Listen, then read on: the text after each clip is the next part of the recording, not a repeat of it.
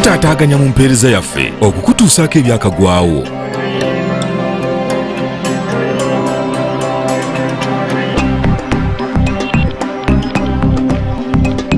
Happening now. To improve the wage bill of all local governments.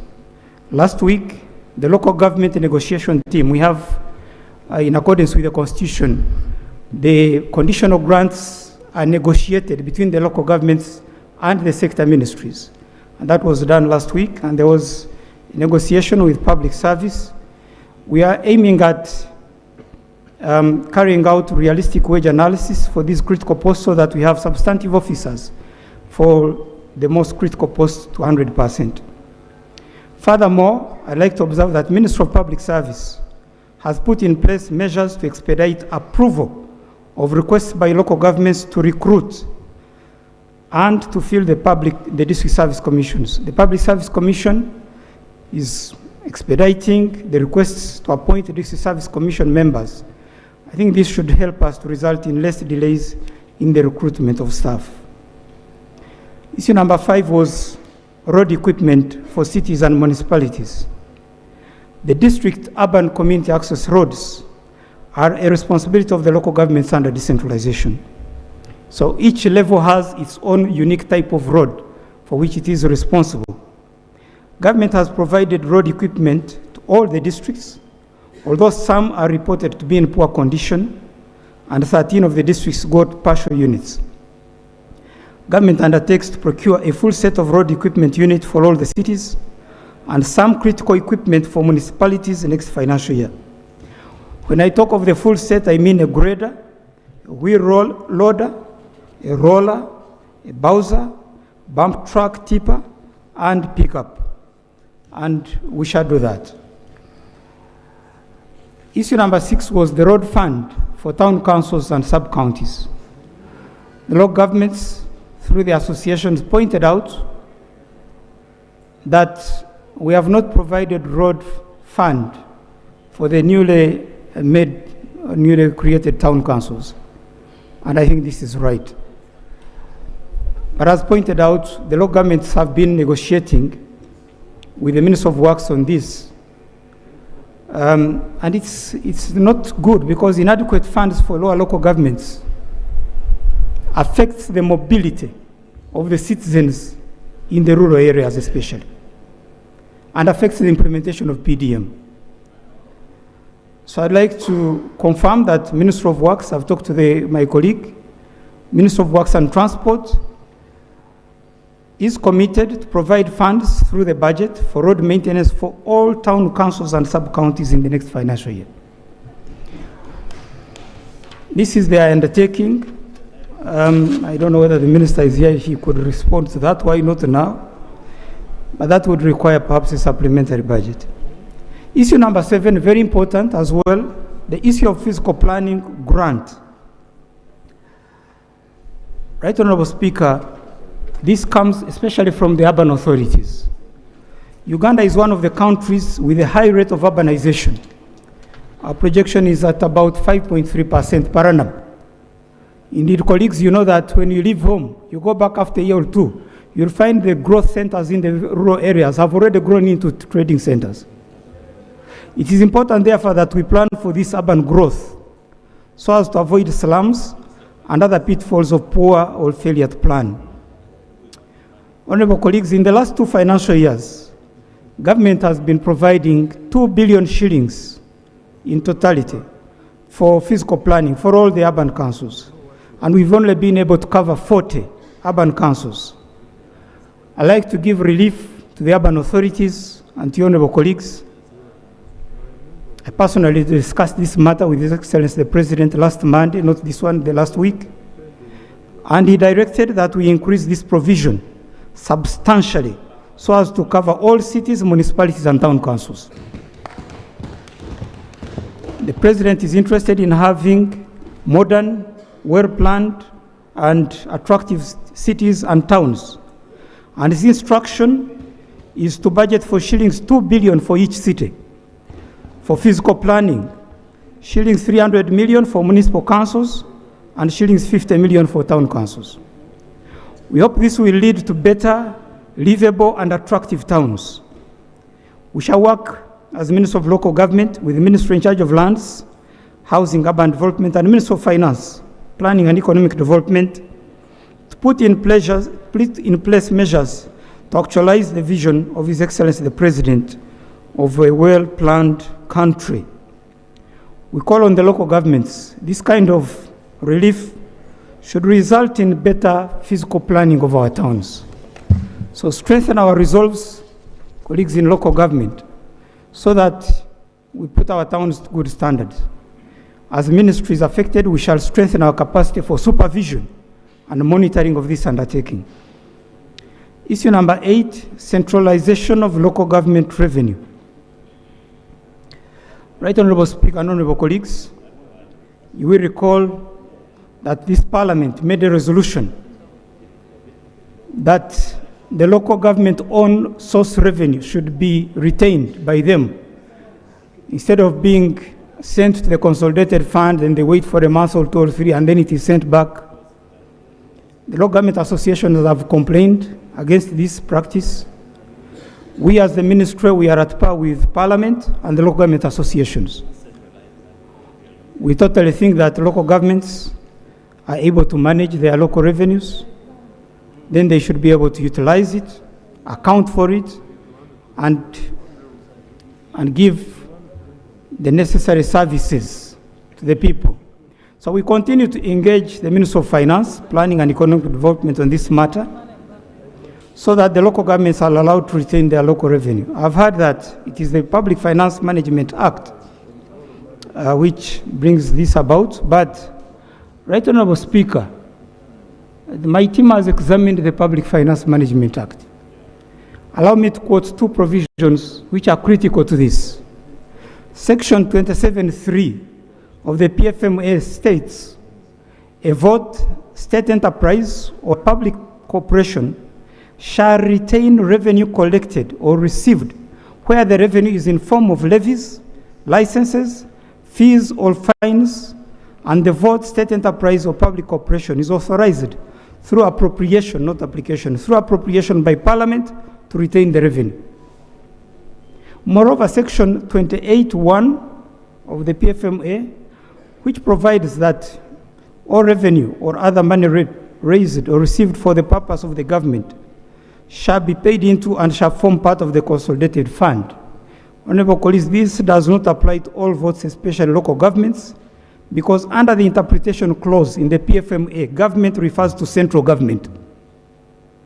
So local governments are saying, Honorable Minister of Finance, whichever instrument you used, we're ready to engage with you so that we see what justification money has to be moved from Kisoro. It comes here, we look at it, and then we send it back after 2-3 months. Meantime, people are complaining of garbage. Meantime, the councillors are not yet paid.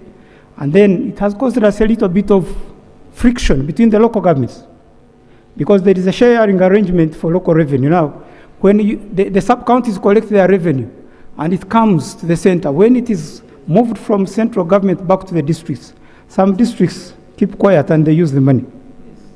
And the sub-counties down there never know that this money has come. So to us, we don't yet find any justification under decentralization by devolution to make an enterprise which has the powers under the Constitution to collect revenue, to appropriate, and to move its supplementary budget. To bring the money here, you look at it, then after 3-4 months, you send it back. Maybe one time they may ask for an interest for those 2-3 months. Item number 9 was regular elections of LOC1 and LOC2. The local government associations petitioned you, Right Honorable Speaker, because we've been extending the term of office of the LOCs. And they're pointing out this is not good. These LOCs have a term which they agree on with the population during voting, so we should abide by it. The term of office of the administrative units, when I talk of administrative unit, I mean LOC1 and LOC2. They are not local government. We call them administrative units. Has been extended in line with the Local Government Council's Regulation 12D. The reason has been mainly the lack of funds to conduct the elections. In order to solve this matter once and for all, government has harmonized elections of the local councils with the general elections and elections of local governments, with the effect from next election 2026. The budget for elections of the local governments is part of the Electoral Commission general budget for the next elections. So we are saying we are no longer going to have another election mid-term of LOCs. After the elections of the president, the members of parliament, the LOC 5, the LOC 3, the Electoral Commission will continue with elections of LOC 1 and LOC 2. The final issue was ULGA UAAU subvention. Right Honorable Speaker, government appreciates the work done by the local governments in keeping decentralization on track through the associations. Now they have been complaining because there are budget cuts. We do, through the Ministry of Local Government, give what we call a subvention to ULGA and to UAAU. The Ministry has been providing shilling 300 million to cover these associations. That is 200 million to ULGA and 100 million to UAAU. However, indeed, they are right. For example, last year, this was cut to only 60 million because it is categorized as other in the budget. So it is susceptible to budget cuts. So we plan to double this amount to 600 million next financial year. And we're going to discuss it with the Minister of Finance to agree, because these associations help us a lot as government. We need them. We have also strongly advised the associations of local government to mobilize their members to pay their subscriptions on time, because the members' own support and ownership is the bedrock for survival of any association. But we're also going to change the categorization in the budget to move it from other to give it its own standalone budget line, so that it's not seen as money which is available for budget cutting. In conclusion, Right Honourable Speaker and Honourable colleagues, would like to take note of the request of the local governments through the associations to have a meeting with His Excellency the President. They made this request to you, Right Honourable Speaker. I've discussed this matter with His Excellency the President. He is the patron of ULGA. He's the key proponent and defender of devolution. And I can confirm to your honourable colleagues, His Excellency the President will meet the district chairpersons and mayors soon. We shall communicate the actual date and venue to the local governments. We're just waiting for the indication of the date and venue from the Principal Private Secretary of the President. But he's going to meet them. Much as the local governments in their opening statement decried what they called deteriorating quality of service delivered at the local government level across the country, we should correct this impression. The annual assessment of local governments by the Office of the Prime Minister and other bodies shows a tremendous improvement in services, which is attributed to government programs which are funded under appropriation by Parliament and are implemented by the local governments. Programs like UGIFT, USMID, PDM, EMYOGA, SAGE, and others, they have made a critical improvement. You look at PDM itself, since we started, we were just, I think we're about 40% households in subsistence. As we speak now, the UBOS statistics show we have moved down 33%. And this is implemented through the local government structures. So the local governments have also stepped up collection and administration of their own revenues. Right Honourable Speaker, whereas the urban authorities in 2021-22 collected 29 billion, last financial year collected 51.3 billion. The districts generally have moved, they are now towards 300 billion. And this is because of digitization, but also more active understanding that they need their own local revenue. So for me, the situation is promising. Our task ahead is to deepen decentralization, to defend it and not to weaken it. This is because it is a key policy of government for service delivery, for wealth creation, and for mobilization of the communities. I beg to present this statement to you, Right Honourable Speaker. Thank you, Honourable Minister, for the response and action points. And when you hear the local government team saying deteriorating service delivery. You look at what you have just talked about, the human resource. In most of these districts you go, classes are empty, there are no teachers. The hospitals, the hospitals don't have medics. So they are right to say that there's a deteriorating service delivery. The roads are in poor condition because they don't have equipment. Honorable Minister, what these local government people are saying is an eye-opener for us. It helps us to plan.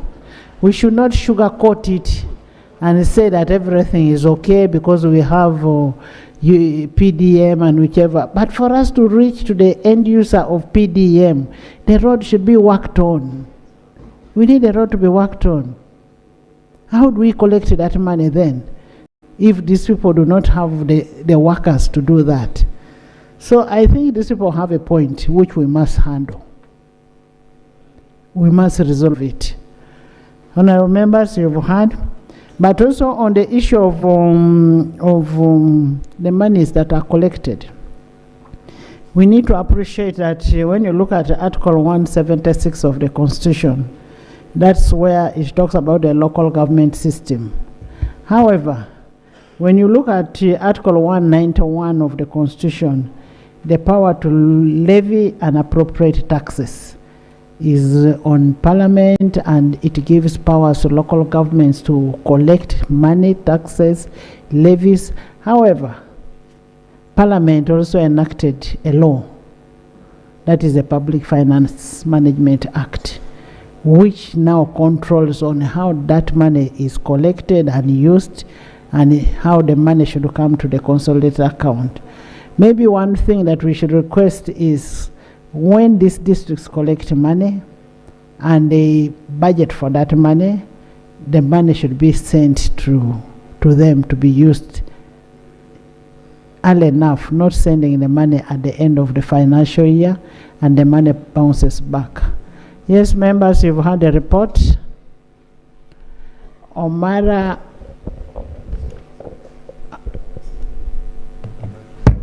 I'm going to start with that first. Be brief, because everybody must give. Can I first, Ms. Omara, Honorable Omara, before you speak, can I hear from local government? It will help us.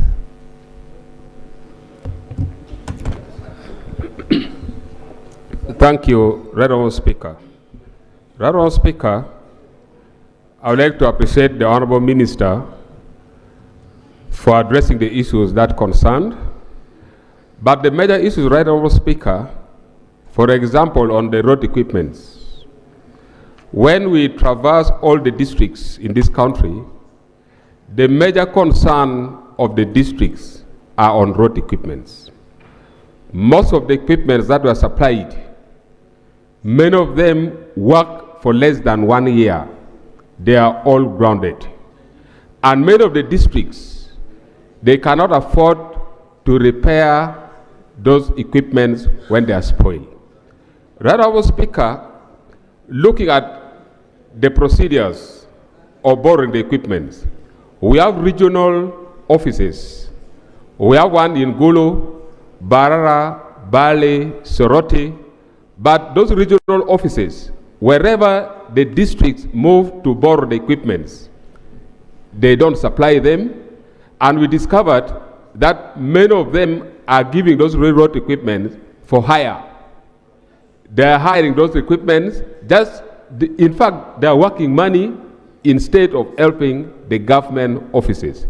Honourable Speaker, the minister needs to be very serious. You're saying the regional offices hire to districts? No, regional offices, some of them hire to local contractors. To local contractors. Exactly. So the problems is quite huge. Honourable Speaker, on the payment of our local leaders, this is very serious concern, Honourable Speaker. That is going to be sorted out. Exactly. We are going to budget for that money. Effective July, these people will be getting sufficient amounts. Thank you. Finally, Honourable Speaker, on the centralization of local revenue. This is another problem. We have discovered, Honorable Speaker, that many of the districts, the local councils were not sitting. Because wherever the district collects local revenue, they send to the central government. And for money to go back from central government to local government is a tug of war. The accounting officers normally... What is your suggestion? I want whoever is bringing an issue should be able to give a way forward. What is your suggestion? Now that you enacted a law on Public Finance Management Act? Honorable Speaker, our suggestion is let the local government collect local revenue and manage. Let them submit in the accountability of the money they collect. How do you now reconcile it with the Public Finance Management Act? I want us to speak as legislators. Okay? You enacted a law. You enacted a law which is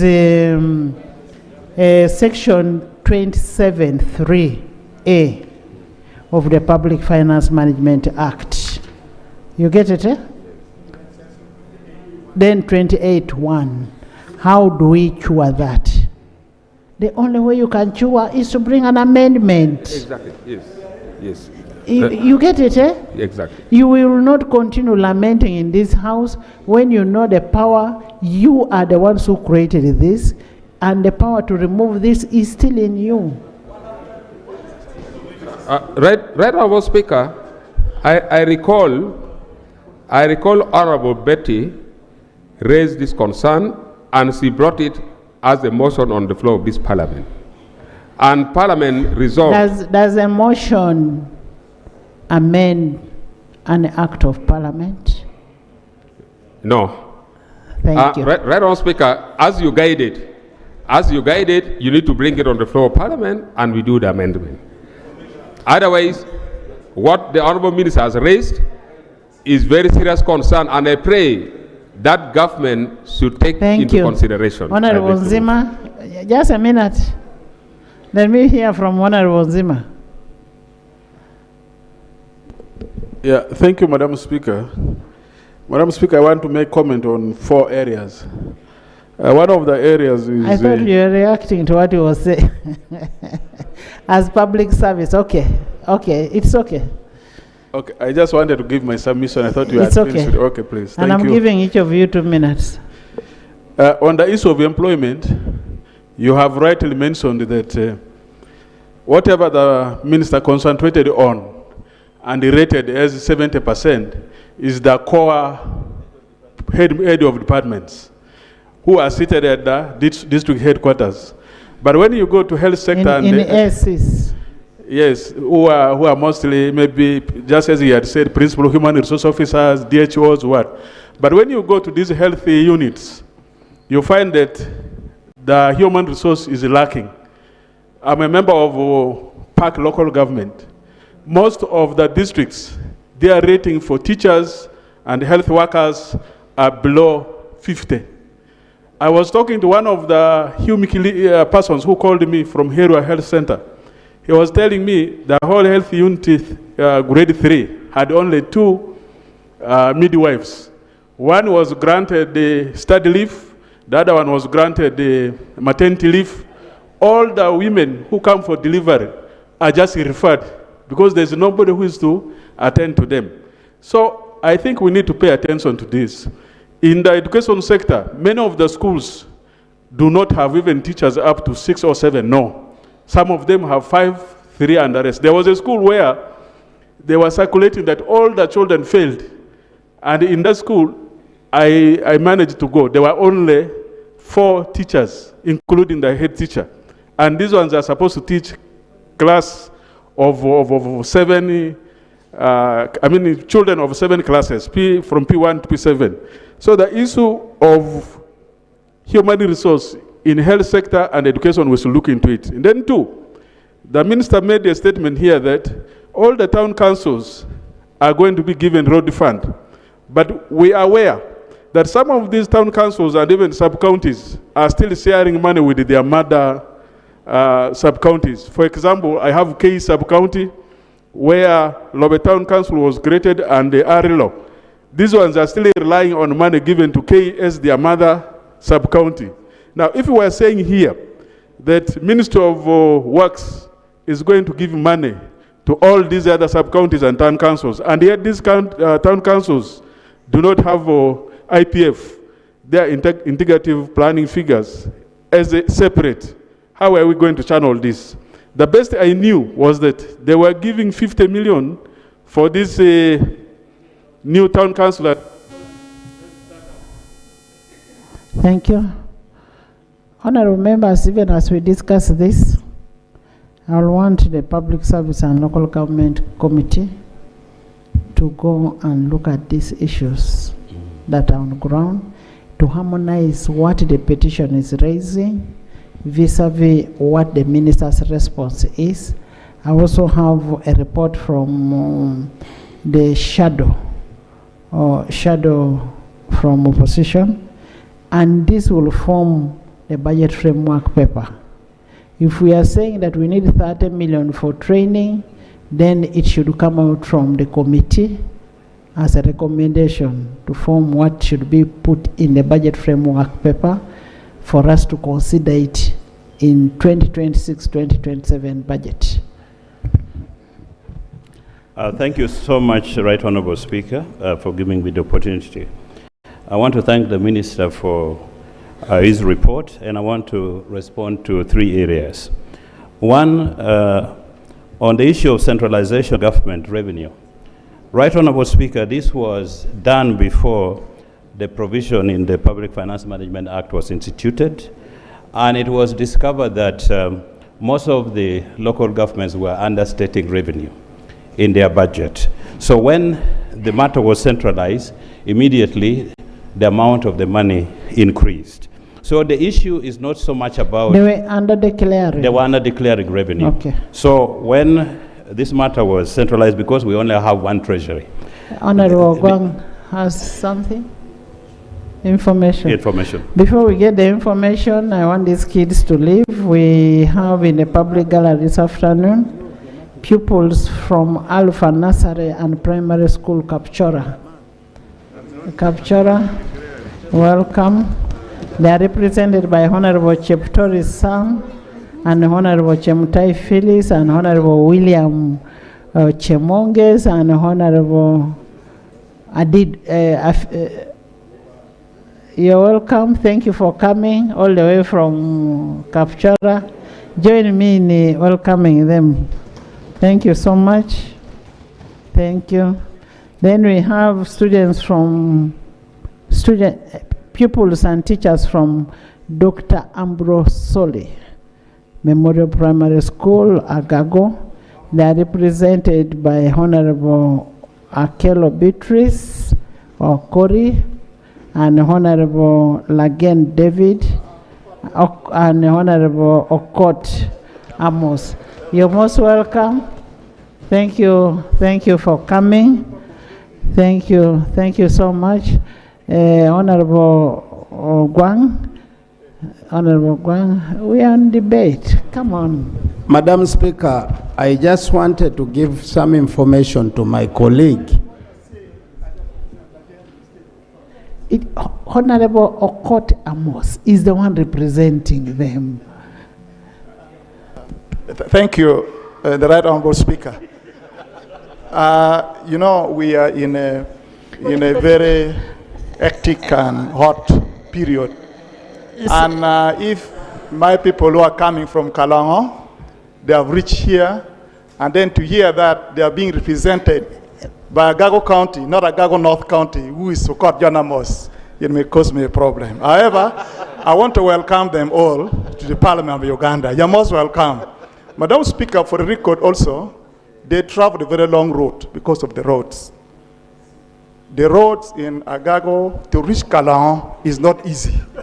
We have talked about it here, and these children here, if the ministry can take a step to work on the roads, I think you are going to save them and all of us. Thank you. However, you are most welcome, our children.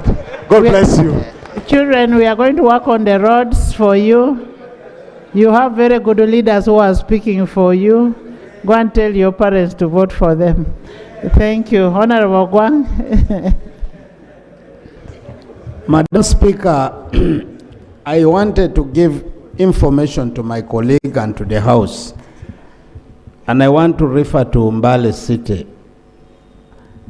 I thank the President for appointing me to work in the Office of the President and Economic Monitoring. And if there's anyone who understands what happens in local government, I am here. Madam Speaker, I appreciate the report of my honorable colleague, the Minister of Local Government.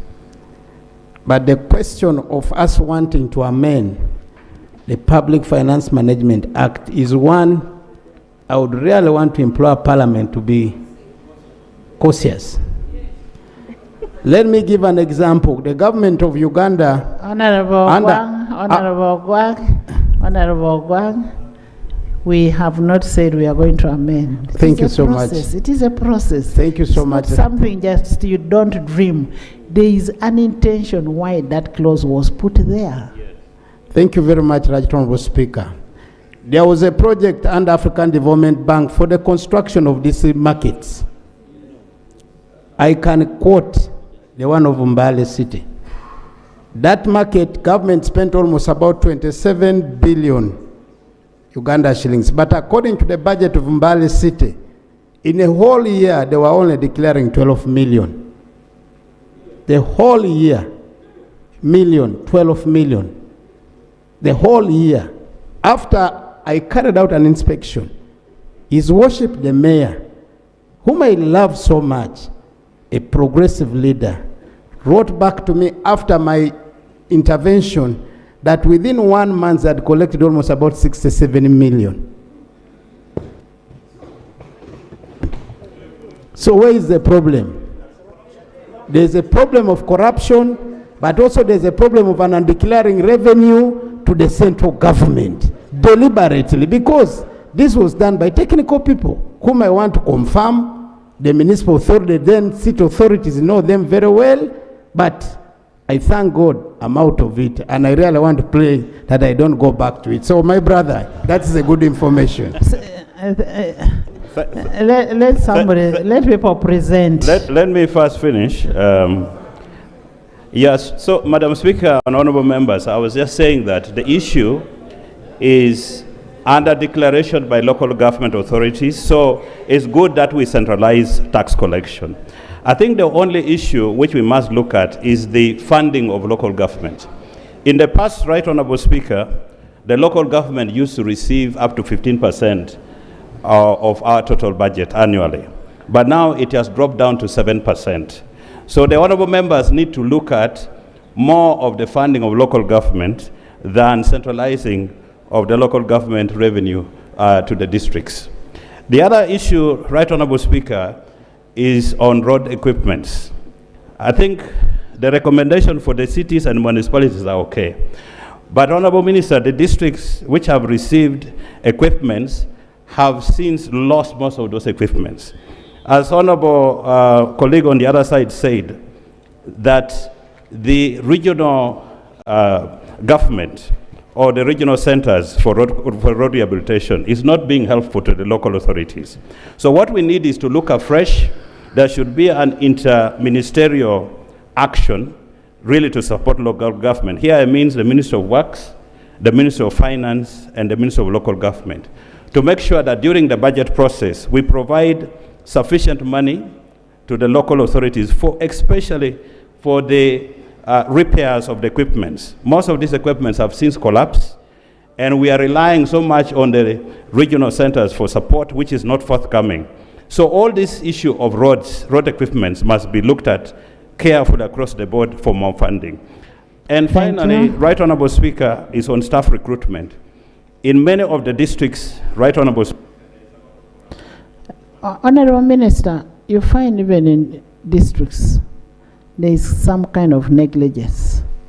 If just one tire gets spoiled in a vehicle or in an equipment, it is left there for 2 years, and you know there is wear and tear.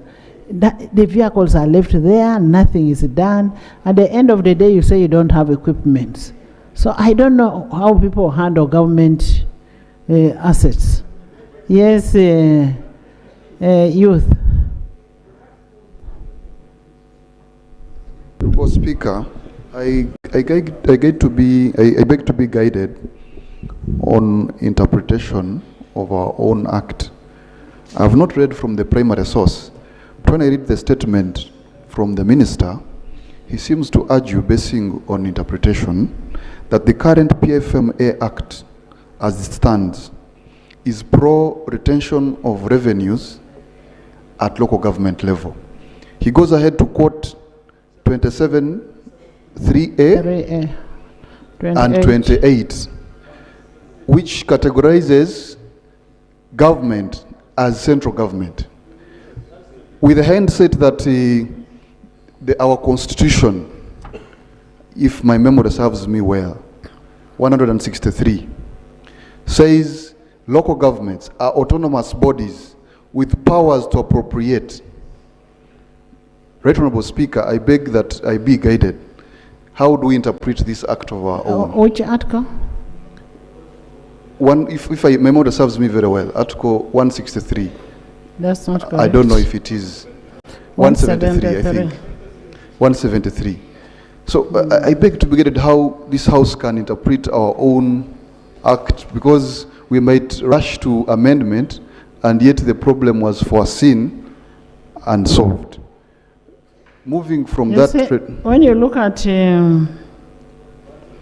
Article 191, yes, the local government shall have powers to levy, charge or collect and appropriate fees and taxes in accordance with any law enacted by Parliament by virtue of Article 152 of the Constitution. That is now the Public Finance Management Act, which is now enacted by Parliament. Then it goes, the fees and taxes to be levied, charged or collected and appropriated under Clause 1 of this article shall consist of rent, rates, royalties, stamp duties, fees on registration and licensing, and any other fees and taxes that Parliament may prescribe. Honorable Speaker, I beg your indulgence. So when we read from the primary act of PFMA, what does it say exactly on the issue of retention? Because I see the minister quoting it in his statement. Honorable Minister of Finance, the owner of Public Finance Management Act, is not in agreement with the Minister of Local. Madam, thank you, Right Honorable Speaker. Madam Speaker, I was here in 2015 with Honorable Mageza and the others when this law was enacted. And what was the spirit? The spirit was what Honorable Mara said, that many local governments were understating revenue. And to address this problem, we said all revenues of government must go to the consolidated fund. And local governments are not in exception. They collect revenue for and on behalf of government. Madam Speaker, it is not true that when these monies are collected, we take a lot of time to send it back. We run a treasury single account, Madam Speaker. Later. We run a single treasury account. To access monies from the consolidated fund, you must go through this system. As long as you have a budget, when these revenues come, you automatically get them within the period under which it is collected. So what I want to encourage, and what we always encourage, accounting officers in local governments, should not understate their budgets. If they understate, it means to access these monies, we must switch on. We must go. Hold on. We must go through the supplementary process. I remember the case of Omoro district in Acholi sub-region. At one time, they had drastically understated their revenue, and they were failing to operate. So when they brought the matter to our attention, we advised them, even Guru City, we advised them, they corrected their mistakes. Now, the revenues they collect, they are getting it timely. So I want to appeal to colleagues that I know it is not good to, this is a report of government, but the report did not talk about corruption in local governments. And yes, you want to clarify on corruption? We did.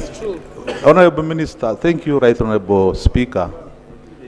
Just following from what Honorable Edison raised, the clarification we are seeking, from the statement of the Honorable Minister, Local Government, he indicated that this provision of the PFMA, Section 27(3), is saying all these revenues collected shall make part of the consolidated fund, collected by government.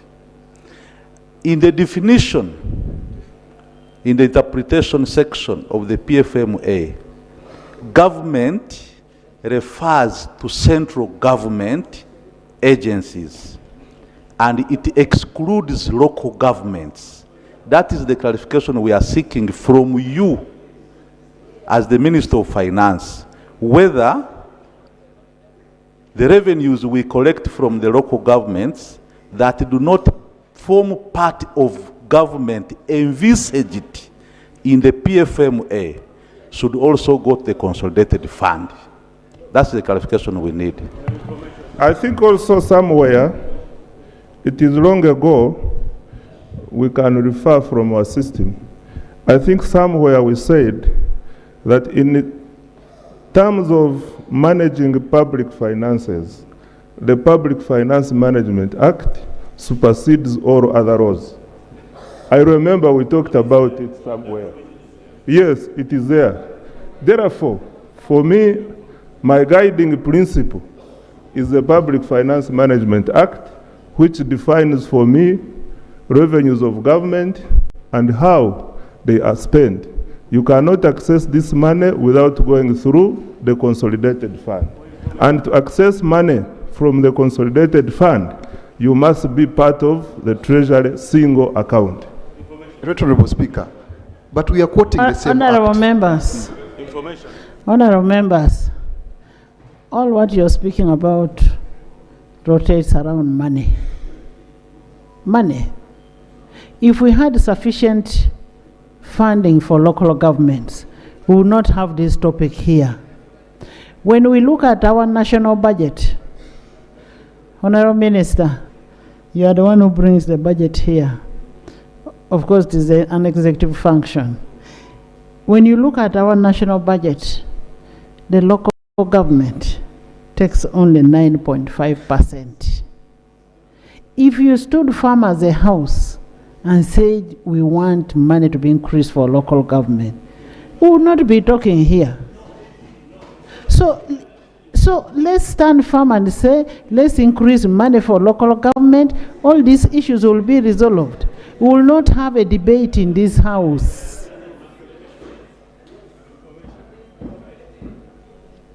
You want to say something?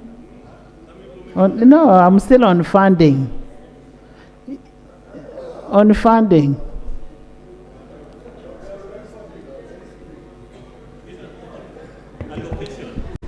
I thank you, Right Honorable Speaker. You've made a point that we wanted to hear all along. I've been with local government for 30 years. As a statistician in a district, as a staff in the ministry, as a chair of the parliamentary committee for local government, now as a minister. I can tell you at some time, I think around 2010 or a little before that, we had reached 30% of the national budget going to the local governments. We had actually reached 34%. Right, Honorable Speaker, somewhere we lost the track. And we went down to 26, then to 18. Now you are right, it is 9%. That is the key problem, colleagues. You cannot decentralize 80% of the responsibilities to districts and you give them only 10%. It doesn't make sense. I'm a minister, certainly I would love to have more money in the ministry, but I think if we are going to move this country, actually that money is not in your ministry. It goes down to the local people. You're only overseeing. You're just an overseer, yes. We are just monitors, but the people doing the roads, doing the schools, I could read you a section here showing local governments which have gone an extent of buying their own grader, you can imagine. Buying their own trucks, simply because we are not doing it as government. So, my proposal, Right Honorable Speaker, because we could debate this issue of PFMA for quite a long time, and I would challenge anybody, go to the interpretation clause of the PFMA. Government means central government. That is section 20. When we say that this PFMA is important, it cannot be more important than the Constitution. The Constitution gives local governments the powers to collect, to appropriate, to pass their own supplementary budgets. Why do we allow ourselves to go wrong and then at the end of the day we complain that things are not working? So my proposal, colleagues, in the next year, 20 must see an increase in the money going to the local governments to at least 15%, the following year to 20%, the next year to 30%. Then we can sit and say, Mr. Local Government, what are you doing? And Honorable Minister, you'll be guided under Article 176D and E. When you're making that increment of the money, you're guided by the Constitution.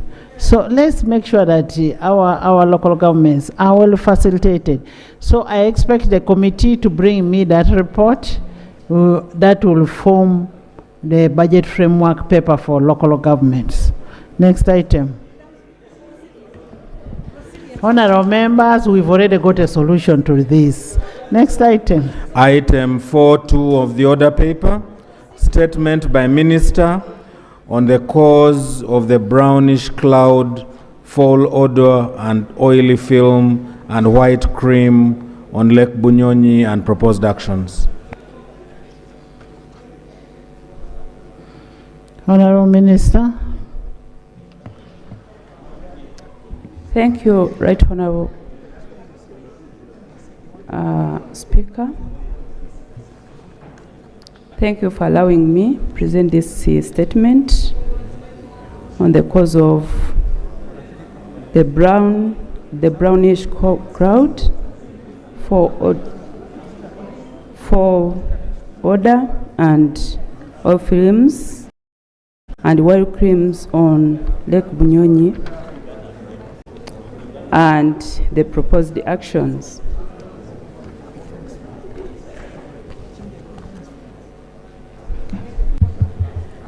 Right Honorable Speaker, this brief has been prepared to update you and honorable colleagues, honorable members of Parliament on the causes of the brownish cloud for odor of films and white cream on Lake Bunyonyi and proposed actions.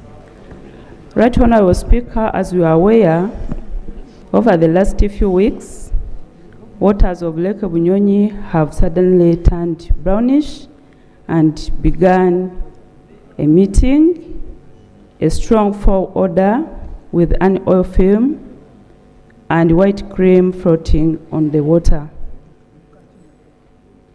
In the response, the Ministry of Water and Environment, working with its agencies, undertook a rapid assessment to get an understanding of the causes of the problem and actions to be taken to address the problem. Right Honourable Speaker and colleagues, these are the considered causes as of now.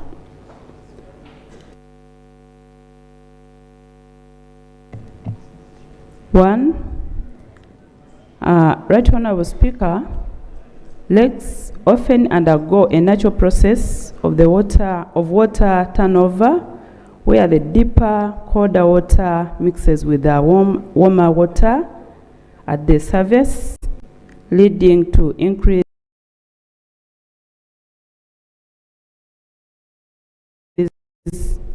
turbidity. This is often caused by valuations.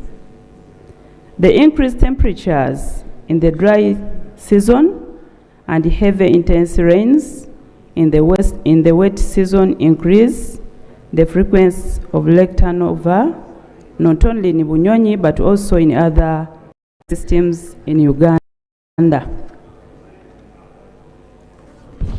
Number two, the lake's location with the steep slopes makes it vulnerable to runoff from agricultural farms and numerous statements in the surrounding bare hills. Stone quarrying around the lake, going iron ore mining within the catchment of the lake could also be contributing to the siltation of the lake and the brown color. This is exacerbated by the degraded shorelines of the lake, which result in the direct surface runoff entering the water body. This contributes significantly to the siltation of the lake and the resultant brown color of the lake. Another one is poor waste management from the market, car washing bays, and other establishments around the lake is also contributing to a decline in water quality, resulting in foul odors.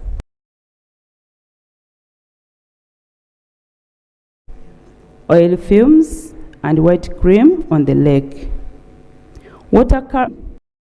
Oxygen concentrations in the lake are low and pose serious threat to the lake's ecosystem and its potential as a source of safe water.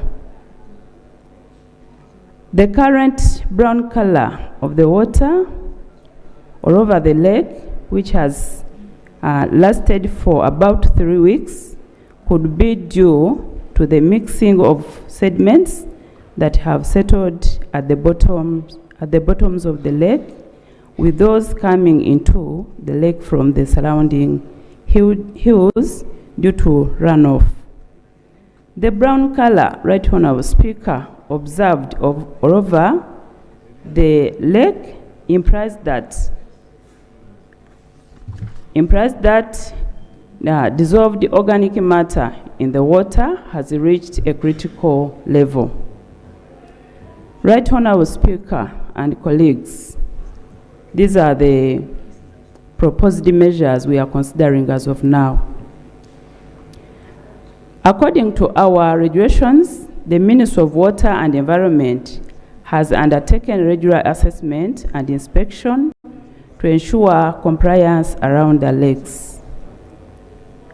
Another one, the Ministry of Water and Environment has sensitized the local communities on poor waste disposal and the danger of farming near the lake. Equally, they are being empowered to be the steward of the lake's environment. The third one, given the high turbidity and color, as of now, National Water is already undertaking improvements in their technology for treatment of the lake water. The filtration and coordination treatment process is being enhanced to ensure that the final water meets the required standards. The fourth one, we have scaled up the protection of catchment around the lake to prevent soil erosion and agricultural runoff into the lake. Why don't you allow the minister to finish, then you can seek a clarification. The action will include, among others, promotion of sustainable farming practices, establishment of bench terraces, construction of soil and water harvesting structures, and the tree planting, among other initiatives. Number E, we shall provide alternative sources of income to the upstream communities to give them initiatives for the protection of the catchment. We shall also collaborate with the local governments and the other stakeholders to establish proper sanitation and waste management facilities at the Harutindo Landing Center market to prevent direct discharge of the waste into the lake. Right Honorable Speaker and Honorable colleagues, by implementing the above measures, the ecological balance of Lake Bunyonyi shall be restored, thus ensuring its sustainability for both aquatic life and the local community. Right Honorable Speaker, we shall continue monitoring and carrying out further scientific research on Lake Bunyonyi so as to give a comprehensive report to this Parliament at the end of this month. Thank you. As I talk now, Right Honorable Speaker, the situation on the ground is encouraging. It is encouraging. The water is better now. It is changing to its normal. Thank you. I beg to submit, Right Honorable Speaker. Love. Thank you, Right Honorable Speaker. I would like to thank the Minister for attempting to give this report on the challenges that are on Lake Munyonyo. But Madam Speaker, Madam Speaker, it is the defeatist in the last paragraph when she states that they are yet to come back to the House with a comprehensive report. And I would seek your indulgence to allow the line minister of water and environment, shadow minister of water and environment, to also compile a report on the same before it could receive the views of the members. And then we shall debate both reports. On both reports. Thank you. I think that's okay. Yes, Dr. Bed. A problem for you just enter in and now and you start clarification, motion, what? People have been here. Right Honorable Speaker, I have listened to this report. And I have already made a ruling to that effect. Yes, but it is, I'm seeking a clarification. Honorable. Right Honorable Speaker, water is a science. The minister cannot. Dr. Bed. The minister cannot. Dr. Bed. People in the ministry. Dr. Bed. It is in our own wise ruling that we have said, let's have an alternative statement from this side and we'll look at it. We'll debate the report. Procedure. Honorable members, we'll debate that report after we have received from the alternative government a report on the same. Yes. Yes, Sarah. Thank you, Right Honorable Speaker. Right Honorable Speaker, yesterday in the news, there was a public outcry from the people within Kabarole district who said their water had actually turned green. Whether they cook beans, it is green. Whether they cook meat, it turns green. So, Right Honorable Speaker, I wanted to simply suggest that the minister equally takes interest in that matter so that she can at once. Thank you, Right Honorable Speaker. Honorable members, first of all, you did not raise that issue on the floor. It is us who asked the minister to bring a statement on what is happening with the water. The water is turning green, the water is... That's why she has brought that statement. But because we want both sides to get a statement so that we look at it. But what Honorable Sarah is raising, don't interest yourself only on Bunyonyi. Now, you're looking at outside the whole, the whole country. Look at water naturally. Because what Dr. Bed is saying, water is life. Because if somebody is going to drink that water is contaminated. And we must handle it as fast as possible. I expect a report from opposition on Thursday, and we'll debate this on Thursday. Much obliged, Right Honorable Speaker. Thank you.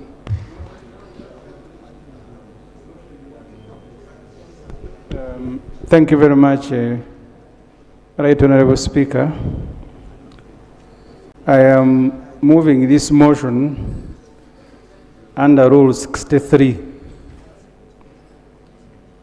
Rule 63 provides, and I want to read, a member may move an adjournment motion for the purpose of discussing a definite matter of urgent public importance. Madam Speaker, the motion I am moving, I raised here last week the issue of the abduction of one of my candidates for Lukunjiri municipality, Sam Mugumya, and you advised the government to come and explain. Honorable, you've come in the middle of a debate you're going to disorganize. You are not here. The Minister of Justice was also here, and you are not here. Madam Speaker, I was not here, but you provided us with the technology to follow. Okay. And I was following. Let's look at that when the Minister is here. But there is a motion, Madam, to which you are supposed under the rules to listen. Is it seconded? Yes. By who? Is the motion seconded? But I haven't moved it, so what do they second when they don't know what I am moving? Is the motion seconded? Yes. There is no motion, Madam. Can I move it?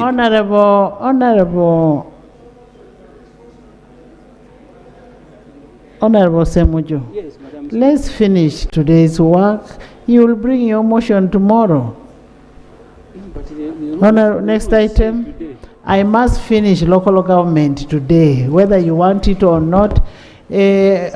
Honorable Minister, tell Honorable Attorney General, Minister of Justice, to bring a report on what Honorable Semuju raised. Item 5 on the order paper. Motion for a resolution of Parliament to authorize government to borrow up to United States dollars 99.56 million from the International Fund for Agricultural Development, IFAD, to finance the proposed Resilient Livestock Value Chain Project, RELIV. Honorable members, Article 159(2) of the Constitution of the Republic requires parliamentary approval for government to borrow. On Wednesday 3rd, 2025, the Minister of Finance, Planning and Economic Development tabled a request for borrowing and was duly referred to the Committee of National Economy, and pursuant to Rule 58 of the Rules of Procedure, I will invite the Minister to move a motion seeking to borrow for approval of this House. Honorable Minister.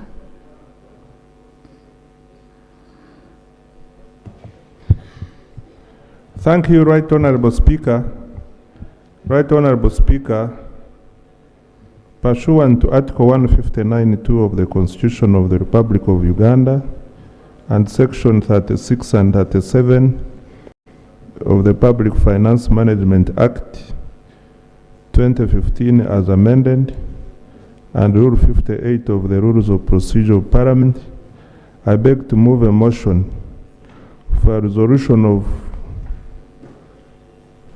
Parliament to approve the proposal by government to borrow up to $99.56 million from the International Fund for Agricultural Development to finance the proposed Resilience Livestock Value Chain project. I beg to move, Right Honorable Speaker. Thank you. Seconded. Is the motion seconded?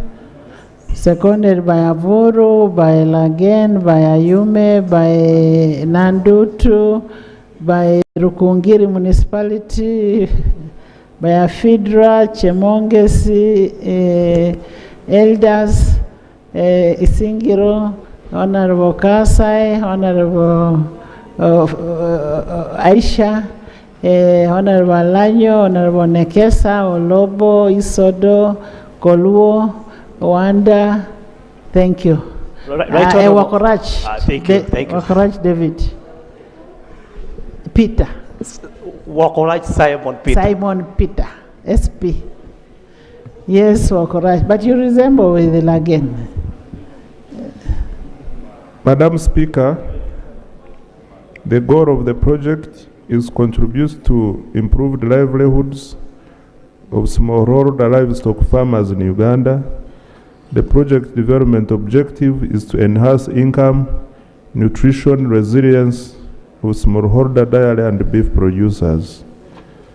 The benefits and expected outcomes. Once this project is implemented, we will have the following benefits and outcomes. 1, increased productivity, value addition, resilience, and reduced climate impact on smallholder beef and dairy production systems. 2, enhance access to markets and value addition for smallholder producers and access to finance. 3, strengthened policy and regulatory environment. The scope of the project will focus on 55 selected districts in the cattle corridor of Uganda.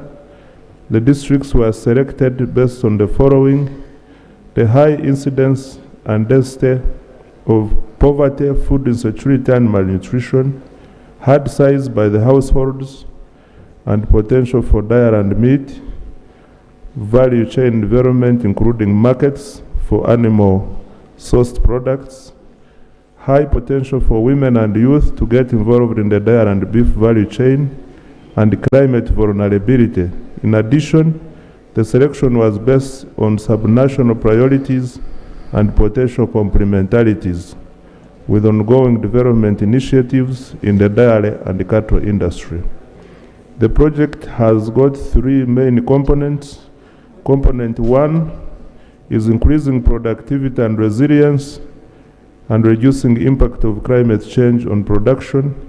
Component 2 is enhancing access to markets for the smallholder producers and investments in the value chain. And component 3 concentrates on the policy support and coordination. Madam Speaker, the financing. The overall cost of the project is estimated at $204.8 million. Of this total financing, $99.56 is from Uganda's IFAD Total Performance-Based Allocation System and IFAD's Borrowed Resource Access Mechanism. $50 million is from Global Environment Facility and Green Climate Fund, and $15 million is from the Africa Rural Climate Adaptation Finance Mechanism. The government of Uganda will contribute $31.97 million in form of in-kind or cash, and project beneficiaries will contribute to the project in cash or in kind, amounting to at least US dollars 8.3 million. The financing terms are the following. Facility amount, the loan is in 3 categories. Category A, US dollars 71.65, category B 17.91 million US dollars, and category C is $10 million. The tenor of the loan is 50 years with under category A, and 40 years under B, and 29 years under category C. The grace period under category A is 10 years, under category B 10 years, and under category C also 10 years. The interest rate, Madam Speaker, under category A and B, the interest rate is 0, not applicable. And under category C, we have tentative interest rate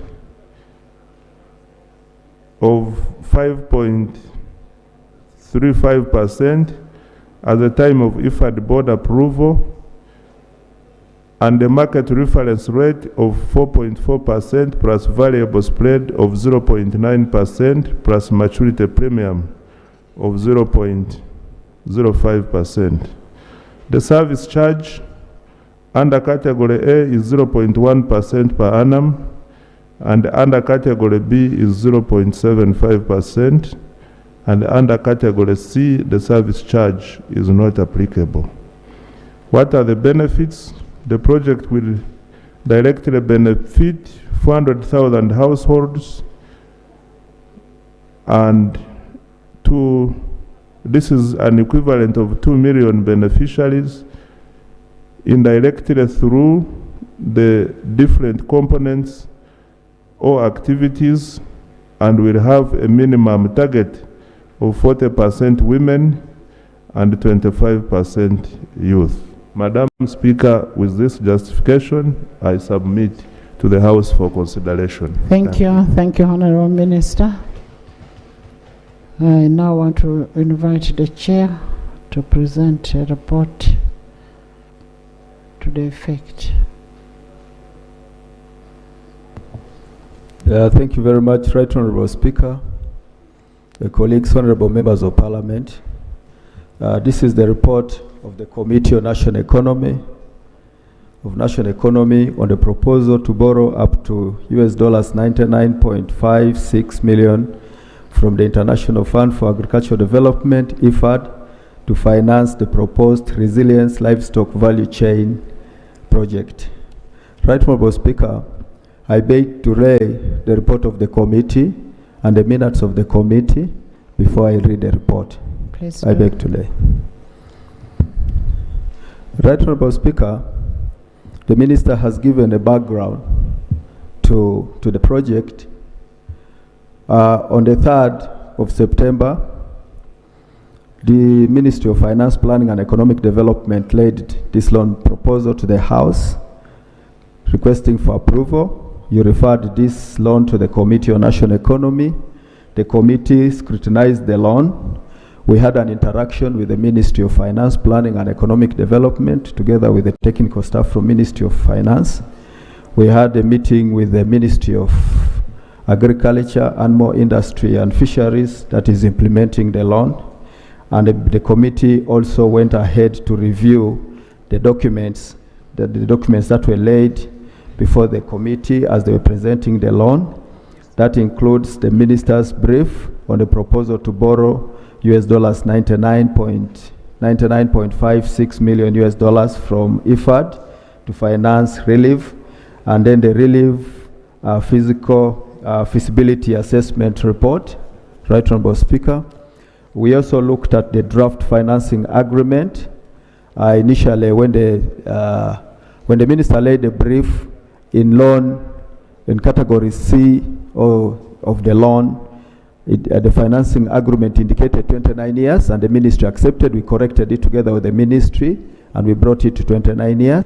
We looked at the social impact assessment report for the project, the national letter from National Planning Authority clearing the project. Initially, this project was to benefit about 41 districts, but with the intervention of the members and the NPA's guidance, the districts were pushed from 41 to 55 districts benefiting from this project, Right Honorable Speaker. We also looked at the relief implementation manual, the Minister of Finance, Planning and Economic Development letter dated 21st,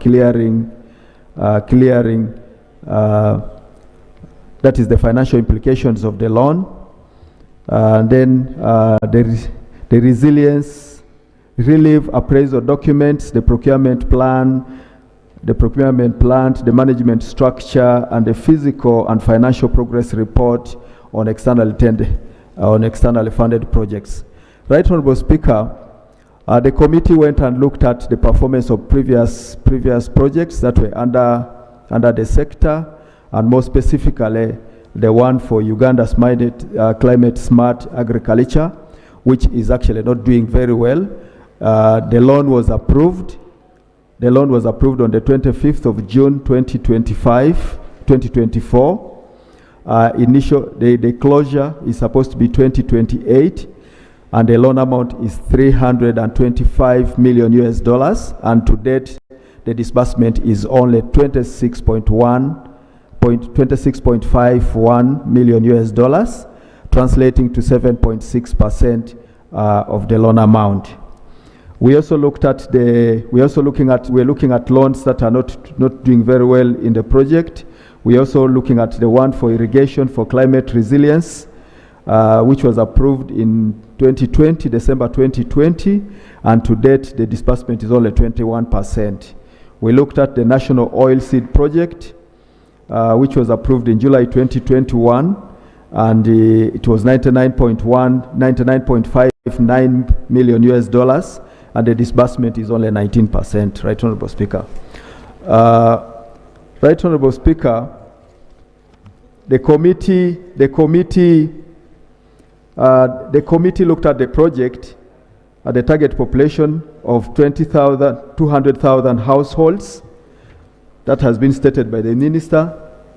The minister has gone through the objectives, the beneficiaries of the project, and like I said, Right Honorable Speaker, that the project will be allocated in 55 districts, and the annexure is attached. Some districts were not part of it, but with the intervention, like I said, other districts were also included. A few districts were included. The annexure has 51, but the annexure has 51 districts, but the districts of Kumi, Kabale, Kasese, and Namutumba were added during looking at other parameters.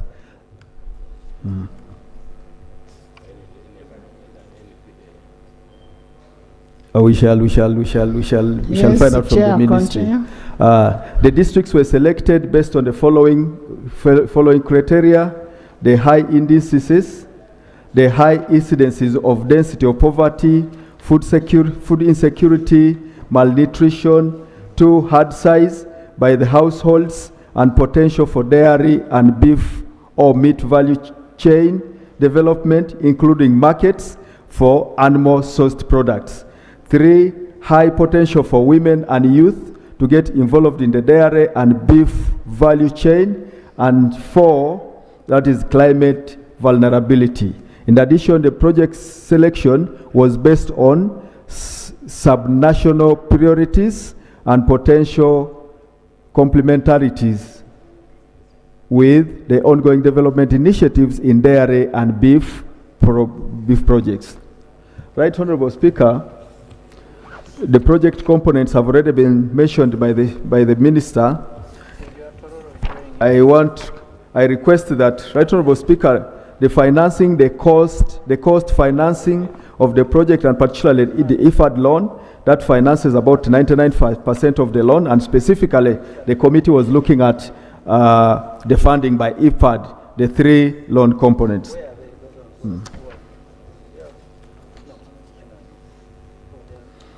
The Minister has already given us the loan terms, the conditions. Right Honorable Speaker, maybe I could read through the conditions of the loan. The loan financing has the following conditions among others. The financing agreement shall be suspended if the project implementation manual and any other provision thereof has been waived, suspended, terminated, amended, or modified without the prior agreement of the fund. And the fund, after consultation with the government or the borrower, has determined that it has had or is likely to have a material adverse effect on the project. B, financing will be cancelled in the event that the borrower does not request disbursement of the financing for a period of 12-month consecutive months without justification subsequent to the first 18 months from the effective date. C, government shall provide counterpart contribution for the project in the value of an amount of 31,970,000 US dollars in cash or in kind or in any or as may otherwise be agreed between the parties. Approval in accordance with the laws of the Republic of Uganda, and such evidence of approval shall be provided to the fund.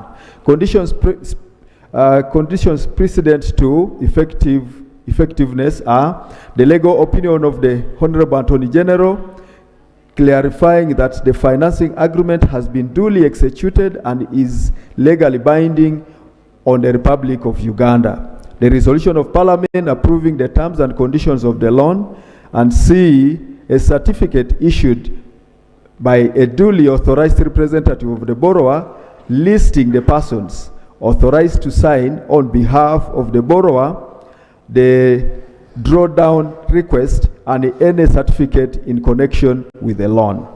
Conditions precedent to withdrawal: if had no objection to project implementation manual shall have been obtained. B, the project coordinator, manager, the procurement manager, the finance manager, the financial controller have been appointed or seconded to the project management unit with the prior no objection from the fund. Right Honorable Speaker, allow me to speak on the concessionality of the loan. Right Honorable Speaker, the nominal value of the loan in US dollars is equivalent to loan A is 71.65 million, loan B 17.91, and loan C is 10 million US dollars with a maturity period of 50, 40, and 29 respectively. All the loans, all the three categories of the loan have 10 years grace period. The total debt service for loan A will be 73.62. Loan B will be 20.93. Loan C will be 19.62. And the total amount government of Uganda will pay after the 50 years, in the 50 years will be 114.17 million US dollars. The present value for loan A is 20.76, loan B 7.55, and loan C 9.95. Jointly, that is 38.29.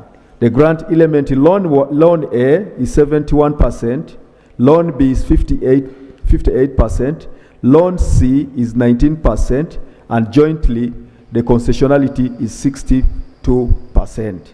Right Honorable Speaker, the proposed funding is purely concessional, and since the joint concessionality of the total IFAD borrowing for the project has a grant element of 62%, the grant element is higher than the concessional unit limit of 35%.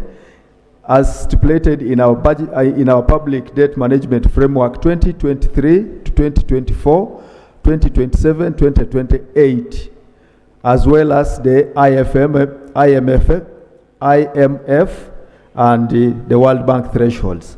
However, when isolated, it can be observed from table 7 that loan A and B are highly concessional since their grant element is 71 and 58%, which are higher than our concessional limit of only 35% in the public debt management framework and in the World Bank and IMF thresholds. Moreover, their present value of debt is much lower than their nominal value, which implies that the total future payment of the loan is much cheaper than the proposed amount to be borrowed in present terms. This is mostly driven by their lower service charges, which are less than 1%, longer grace period, and the maturity periods.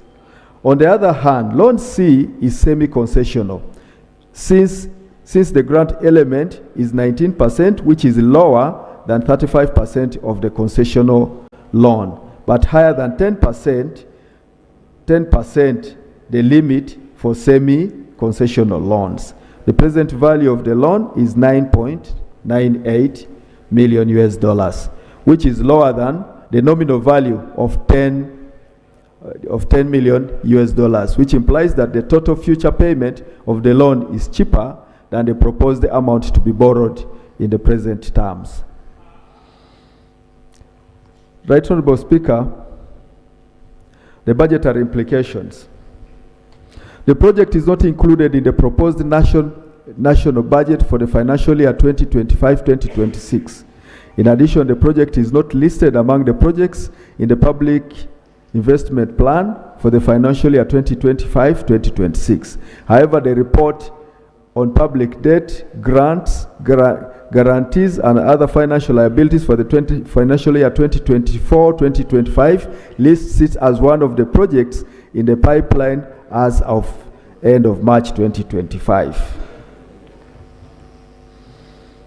The impact on debt sustainability. As at end of December 2024, the total public debt stock stood at $29.06 billion, which is equivalent to Uganda shillings 106.97 trillion, increasing from $27.77 billion, which is equivalent to 102.95 trillion Uganda shillings, as at end of June 2024. This debt stock constitutes of Uganda shillings 53.75 trillion, equivalent to 14 billion US dollars as external debt, and 53.22 trillion, while 53.22 trillion, equivalent to 14.45, is domestic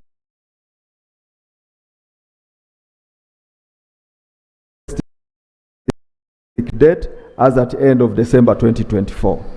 3 as at December 2024 compared to 50.9 as at June 2024. The proposal of this loan, the approval of this loan will increase the external debt exposure for public and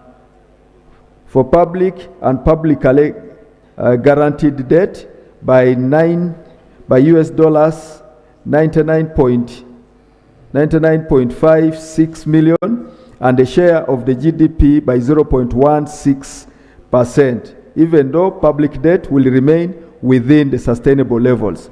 Uganda is rated at moderate risk of debt distress. If Uganda experiences an adverse shock leading to a decline in the GDP growth, some of the debt risks indicators will exceed our CAFR thresholds, rendering our debt unsustainable. The committee observations and recommendations. Right Honourable Speaker, the committee observed that the rules of procedure of Parliament stipulate that business referred before any committee will be considered within 45 days. However, of recent, we have noted a surge in loan requests being submitted to Parliament at a tail end of their loan approval dates. However, the committee observed that the terms of the proposed IFAD loan were approved in September 2024, and it was cleared by Right Honourable Prime Minister for presentation to Cabinet on the 1st of August. Consequently, the loan request was submitted to Parliament on the 22nd of August 2025, a month before of the loan offered by IFAD to Government of Uganda, and laid before the House on the 3rd of September 2025. The committee had 4 days to work, 4 working days to consider the loan request. This makes it very difficult for the committee to scrutinize the loan request and report to the House adequately. The committee notes that the proposed financing terms of IFAD with the long maturity and grace periods of recent, government has not been having access to such concessional loans, with most recent loan requests thought on either semi-concessional or commercial terms, less than 30 years of maturity and grace period of mostly 5 years. The committee recommends that government, through Ministry of Finance, Planning and Economic Development, should develop a tracking mechanism for expiry of loan requests to ensure loans are submitted to Parliament with adequate time to facilitate scrutiny of the loan requests, allowing at least a period of 45 days recommended in the rules of procedure of Parliament to enable Parliament understand the details associated with each proposed request. To discuss the project details. The committee observed that the project cost of US dollars 204.8 million. However, the cost breakdown is indicated at the component level. The outputs described under the project loan were not costed to facilitate oversight of the unit cost of various outputs. That will be financed under the project. In addition, the committee noted that part of the IFAD loan proceeds will be used to acquire vehicles. That is about $2,796,000,000 US dollars. Consultancy is about US dollars 4.464 million US dollars. Training and workshops is 4.11 million US dollars, as observed in Table 4. The committee is concerned that these are consumptive items taking up a substantive amount of the loan proceeds. A case in point is the project plan to acquire 15 vehicles, which translates to a unit cost of about 186,000 US dollars per vehicle, which is equivalent to 671 million. The committee requests the MAIF to share the costed units under the project component to facilitate oversight of the unit costs. However, by the time this report was placed, this information had not yet been received. The committee recommends that, given the time constraints where government needs to sign the loan by 12th of September 2025, and the opportunity cost of government not signing the loan in time is high, the Ministry of Agriculture, Animal Industry and Fisheries finds time to discuss the costed outputs of the project even after the IFAD funding is considered. In addition, the loan should be renegotiated to remove resources from consumptive items to acquisition of goods and services and inputs, as well as equipment and materials. Geographical location of the loan. The committee observed that the project location is in the cattle corridor, and so all the districts in the cattle corridor were included. However, the selection criteria of projects had included some parameters related to poverty, which saw some districts included in the project like Luka, Yumbe, Namutumba, among others. The committee noted that while the criteria for selecting beneficiary districts in the cattle corridor is very clear, other parameters are not. Namely,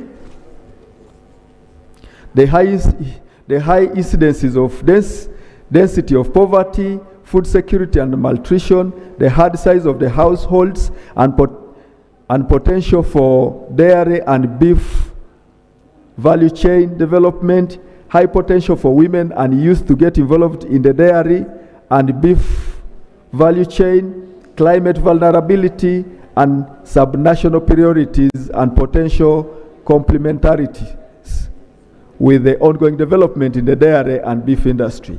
The committee was concerned that some sub-regions had no districts benefiting from the project, yet they fall under the other categories used to select the beneficiary districts. The committee was informed that most of the districts from those sub-regions had benefited from the Uganda Climate Smart Agriculture Transformation projects, and so this project was benefiting the districts that did not benefit from the Uganda Climate Smart Transformation projects. The committee recommends that government should always ensure that all loans have a national character. In conclusion, Right Honourable Speaker, from the above detailed report, it can be inferred that the loan is highly concessional and the proposed project is viable and in line with the government plans and inspirations. Subject to the above observations and recommendations, the committee recommends the approval of the proposed borrowing of up to $99.56 million from the IFAD to finance the proposed Resilience Livestock Value Chain Project Relief. I beg to report. Thank you, Chair. Thank you for the report. You've had a report from the Chair. I just wanted a clarification where Chair said. Chair, you said smart what? Climate Smart was performing at 7.6%. Is that true? Right Honourable Speaker,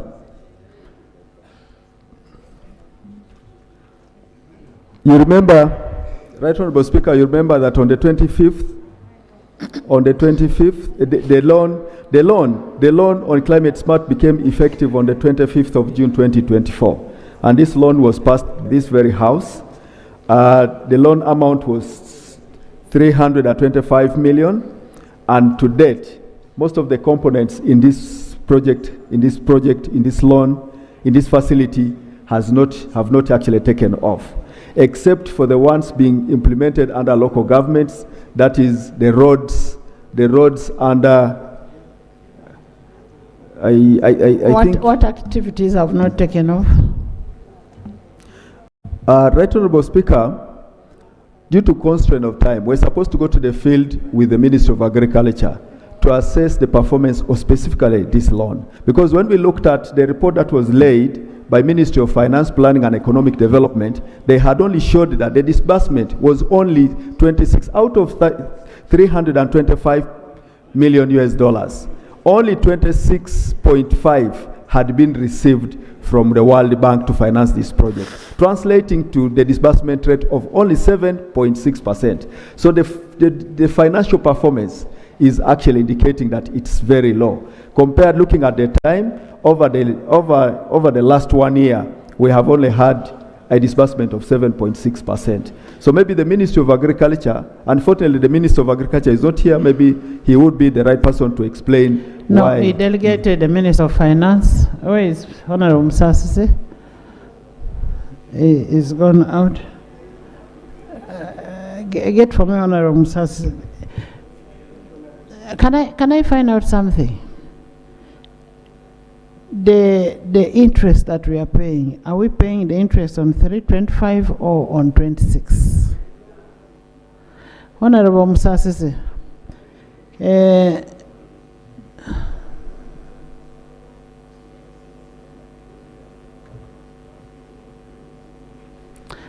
what I'm asking, why isn't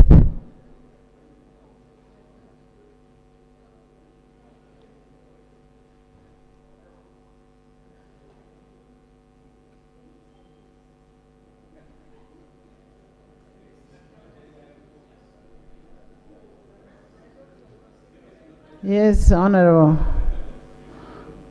Minister. Madam Speaker, can I get the question right? One, we have Uganda Climate Smart Agriculture. The loan that was approved was 325. As of now, what has been disbursed is only 26.5.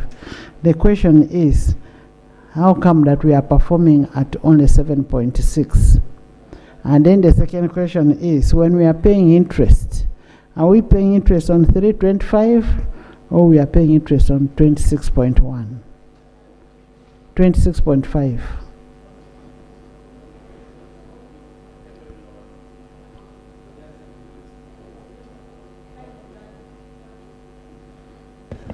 Madam Speaker, the interest is normally charged on the total loan amount. That is the 3.25. Yes. Why is the absorption low? Why the absorption low? Now the entity implementing can answer that.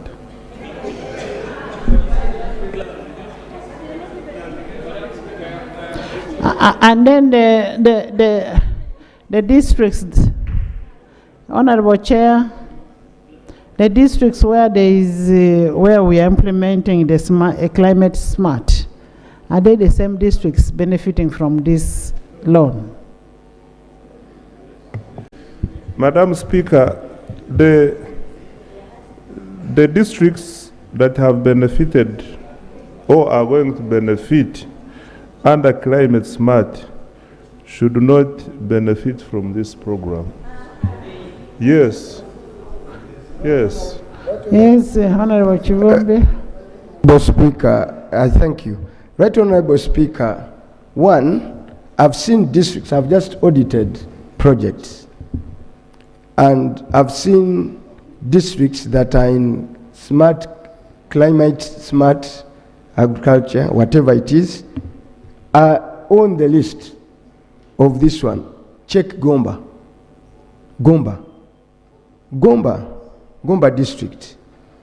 I'll give you one so that I know of. That is under climate smart. Yes. What activities are supposed to be done in the Gomba? Under climate smart, for all projects, they are doing some feeder roads. They are giving people high quality seeds. They are giving them cattle. They are giving them fertilizers. They are giving them solar pumps. Things I've seen in this project, similar to what they are in the other project. And you have the two district featuring on both scales. But also speak also, there's something that I have known out of experience. Having looked at projects, honorable colleagues, look at the project component finance, Honorable Speaker. And here I've seen it here. Is this project for government farms or for wananchi? When I've seen the project component, that $59 million. I don't know the page. On my page, it's on page 9. When you look at the project component, one, they are going to equip, they are going to a national feed testing reference laboratory to support animal feed quality assurance, is at Naro. The cost is not there. Another one is at Kawanda. Another one is at Aswa and Nakshari. That is $59 million of the 99. And when you go through that list up to E, you don't see a farmer there. you are only seeing government ranches being equipped.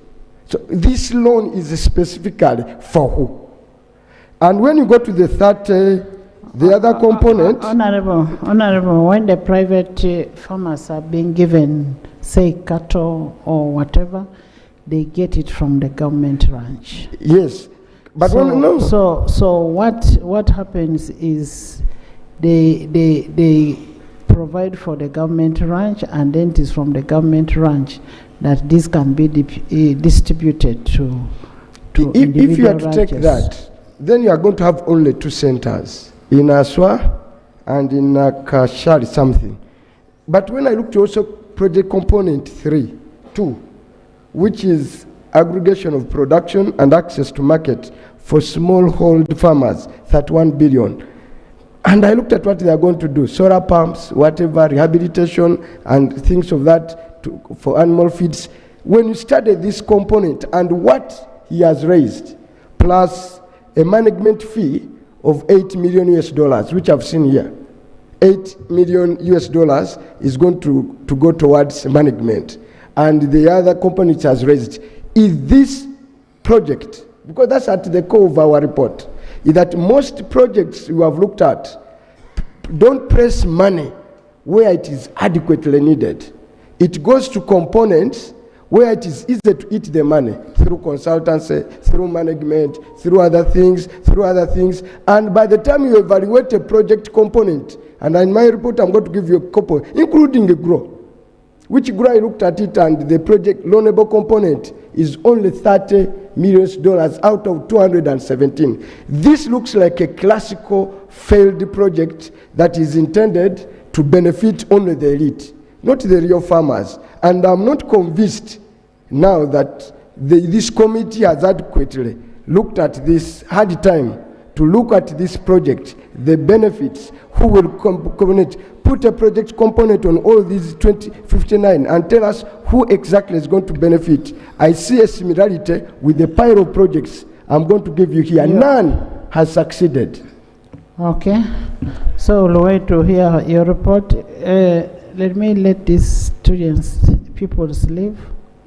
In the public gallery this afternoon, we have students and teachers from Meta Primary School, from Oyam County, North, Oyam District.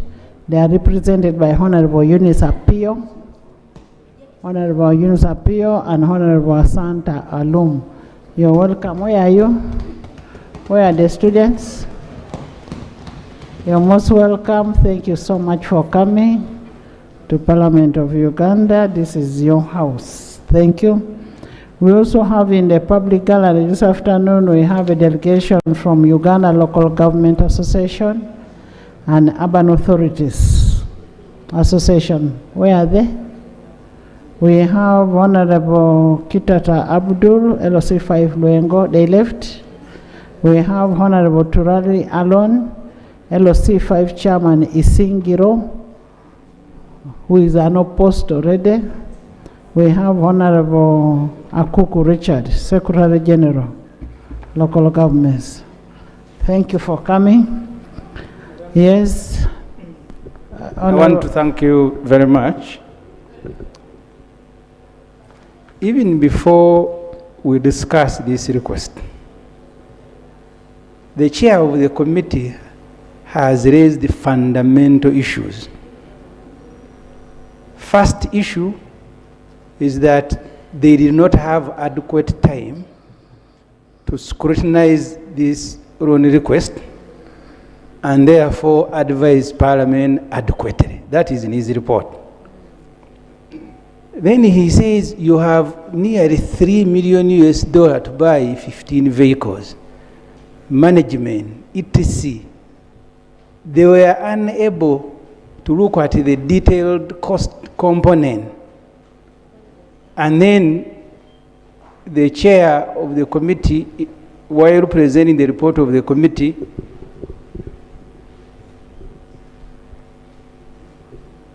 I want to address the chair. This colleague vending requests here. So, Madam Speaker, the committee report says go and renegotiate this loan request. I don't know what's wrong with colleagues. That you can say all the things that you have said, and then you say you want the loan approved. Remember, we have approved loans here before, and the president said don't process them. It made us look so ridiculous before the public, and he was very angry. So, Honorable, not us, because before that loan comes here, it comes from cabinet. It makes cabinet, not us. Yeah, because for us, we approve what comes from cabinet. I agree, Madam Speaker. That's why I'm saying, with the proposals that the committee has made, they have left us with no option but to say no to this loan request. I think they are only polite, not to make government look bad, that after informing you of all the problems associated with the request, then they say it is up to you to hang yourself. And I am asking this parliament, please don't accept to hang yourself. They have said the most fundamental issue, they must renegotiate the terms of this loan request. Now, if you approve, what will you be approving? Which term are we talking about? If you can tell the House. I am referring to the report, Madam Speaker. If you look at the last page, after advising government to go and renegotiate, then in conclusion they are saying, but you can pass. It is in the report. But also fundamentally, the committee says this loan is not part of the, because government, Minister of Finance presents to Parliament a borrowing plan every year that comes together with a budget. The committee says this is even outside what they brought here. I don't know when they thought about it. And then, most important, Madam Speaker, you are going to borrow to finance the budget 34 trillion shilling. Already in the report on loans that the minister presented here, where the public debt now stands at 106 trillion. But there is almost a permission we've given them that to finance this budget, you borrow another 34 on top of 106. And in their own report presented here, the minister said now there is a high risk of distress in his report. I therefore thought, Madam Speaker, if you allow me later, I will come and make my submission. But I thought, yes. Yes. Right Honourable Speaker, Peter. There seems to be some contradictions here. With due respect, Right Honourable Speaker. Peter. The chair, while submitting on these loans, personally, I was there when you were referring the loan to the committee. We got enough time to scrutinize the loan, and that did not come from the chairman. We interacted when the chairman was submitting here, Right Honourable. We interacted with all the stakeholders. Let's have respect for each other. So what's wrong with it?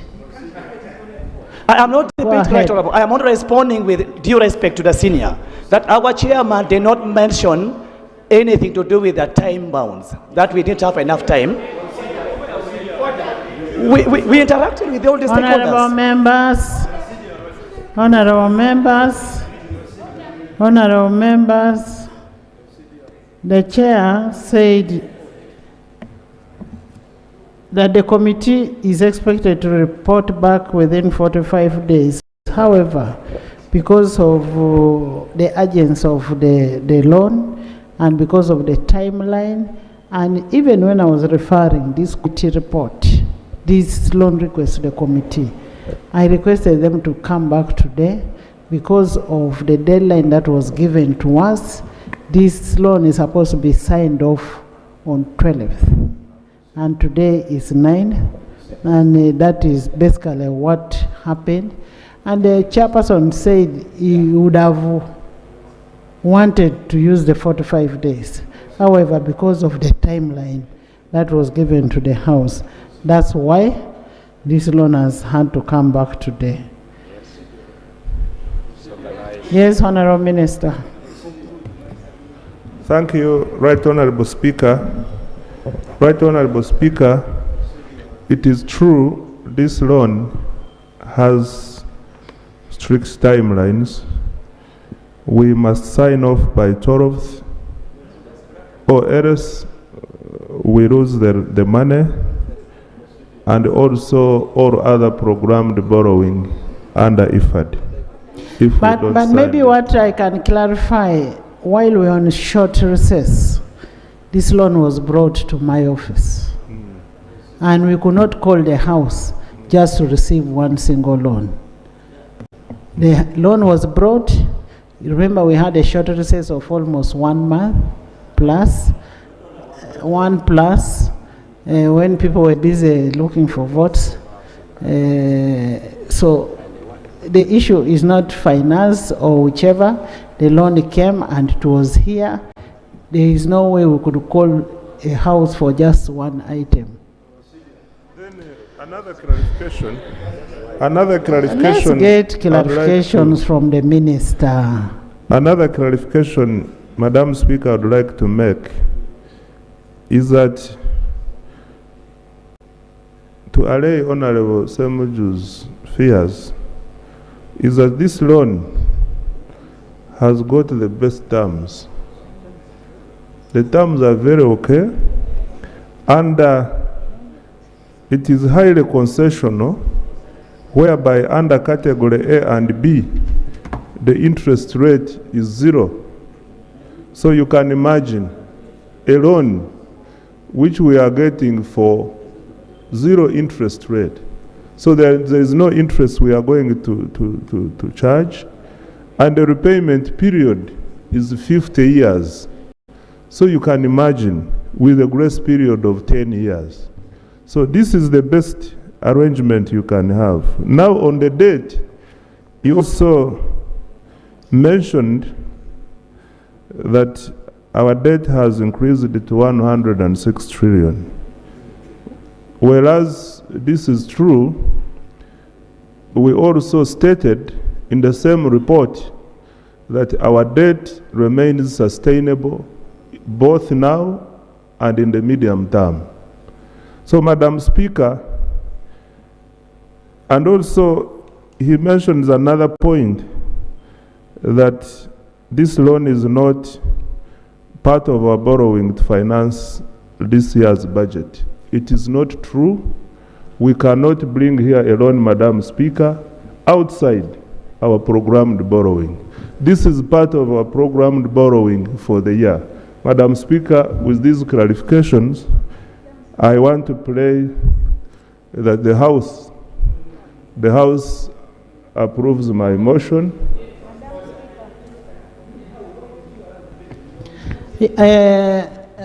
Silo, thank you. Right Honorable Speaker, number one, I want to applaud the committee on the issue of having the national character whenever we borrow money. Yes, including Ikumi.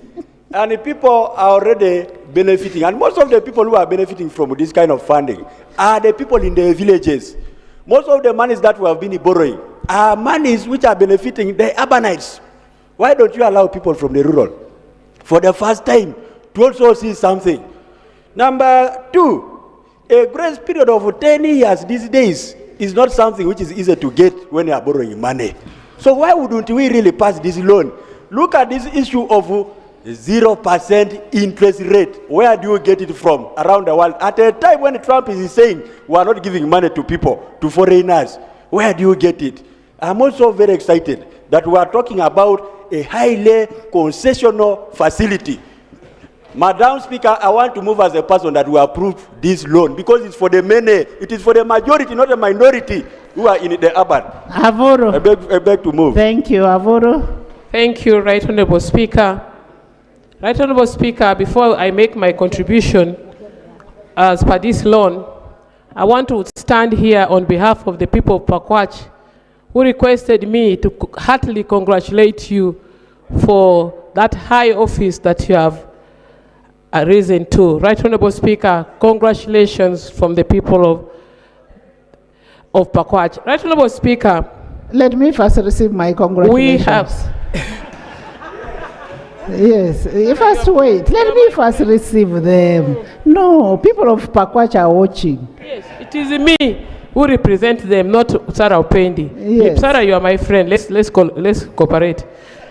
Right Honorable Speaker, about this on Right Honorable Speaker, we have places government to borrow up to USD 99.56 million from the International Fund for Agriculture Development, IFAD, to finance the proposed resilient livestock value chain project.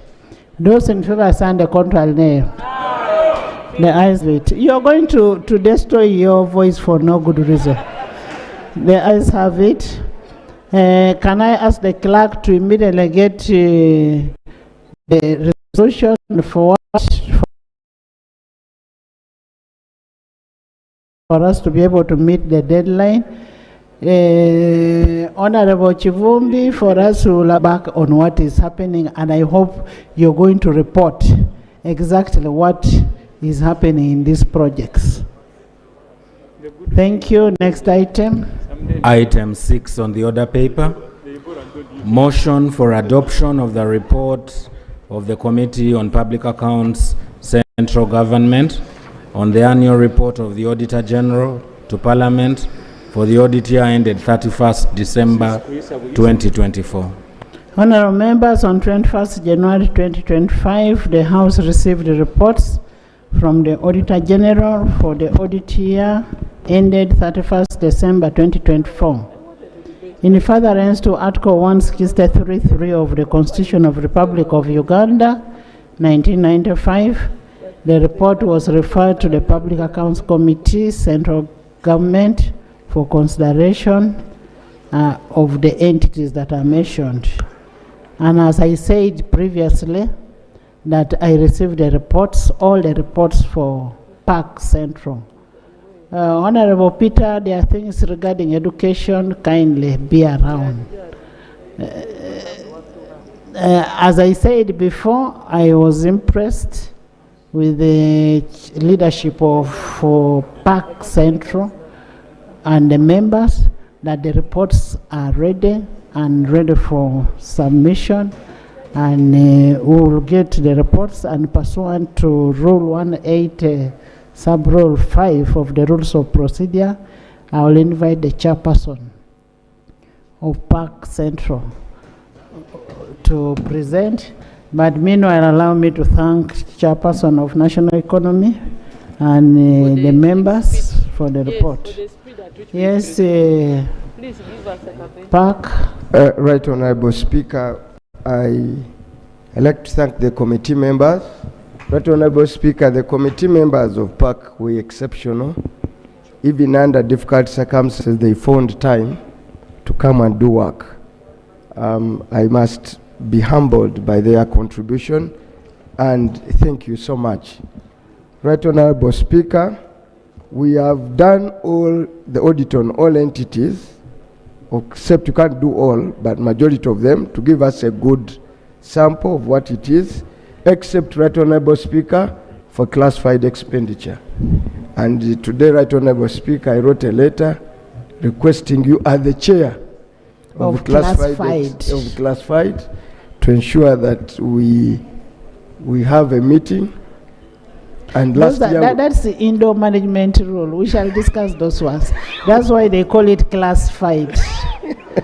Indoor management. Honorable Speaker, I beg to lay the reports of Park Central on all entities under Park, and I beg to lay. I also beg to lay the minutes of the meetings. Right Honorable Speaker. Thank you, Chair. Right Honorable Speaker, I'm going to present, it's a huge work. I'll present some, and the deputy will do the needful on municipal policy statements. Right Honorable Speaker, I'm going to start with something we've been talking about, consolidated accounts of government. Right Honorable Speaker, the Auditor General reviewed the approved resource envelope and Honorable members, the report was uploaded, but it is too big.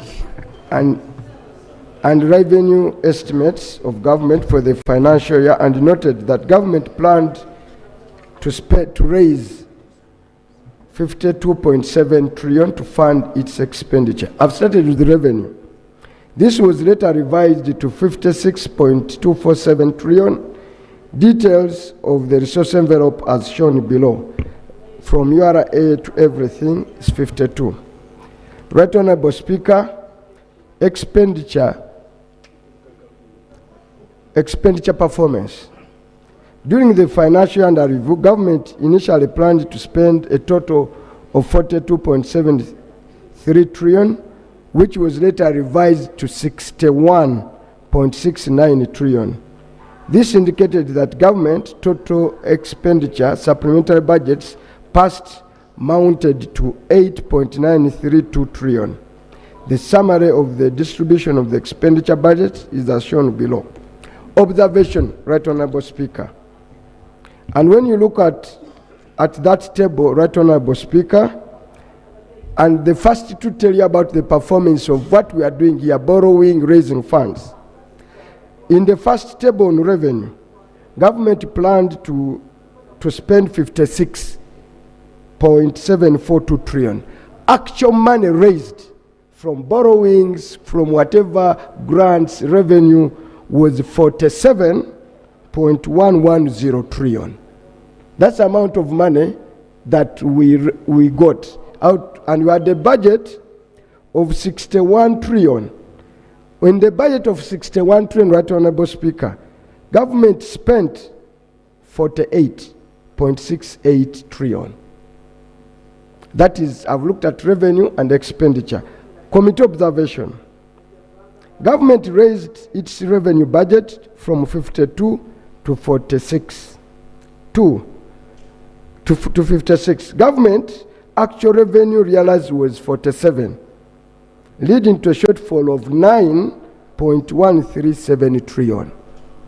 Actual revenue realized was 47.11 trillion, which is below the initial budget of 52.72, implying that revised revenue budgets of 56 were unrealistic and uncalled for. 5. Government revised the expenditure budget from 52 to 61, but actually spent 48.061 trillion. By this revision, government fails to match the revenue budget of 61 with the corresponding revenue revision, resulting into a shortfall of 5.442 trillion. Government actually spent 48.68 trillion, was over and above total government revenue of 47.1, resulting into an over expenditure of 1.57 trillion. Right Honorable Speaker, this is scandalous. How do you spend more money than you actually were able to raise in revenue? Framework contract. But I'll go on.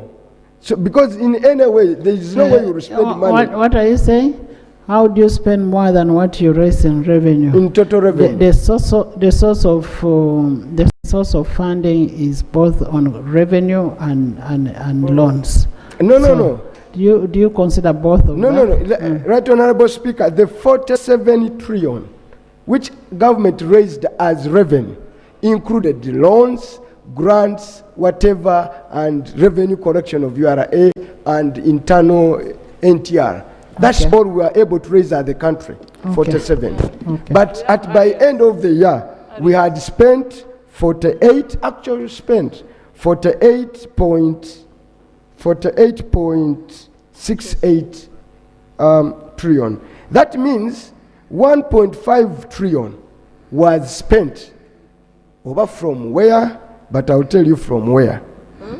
Right Honorable Speaker, the committee further discovered that government had an overdraft.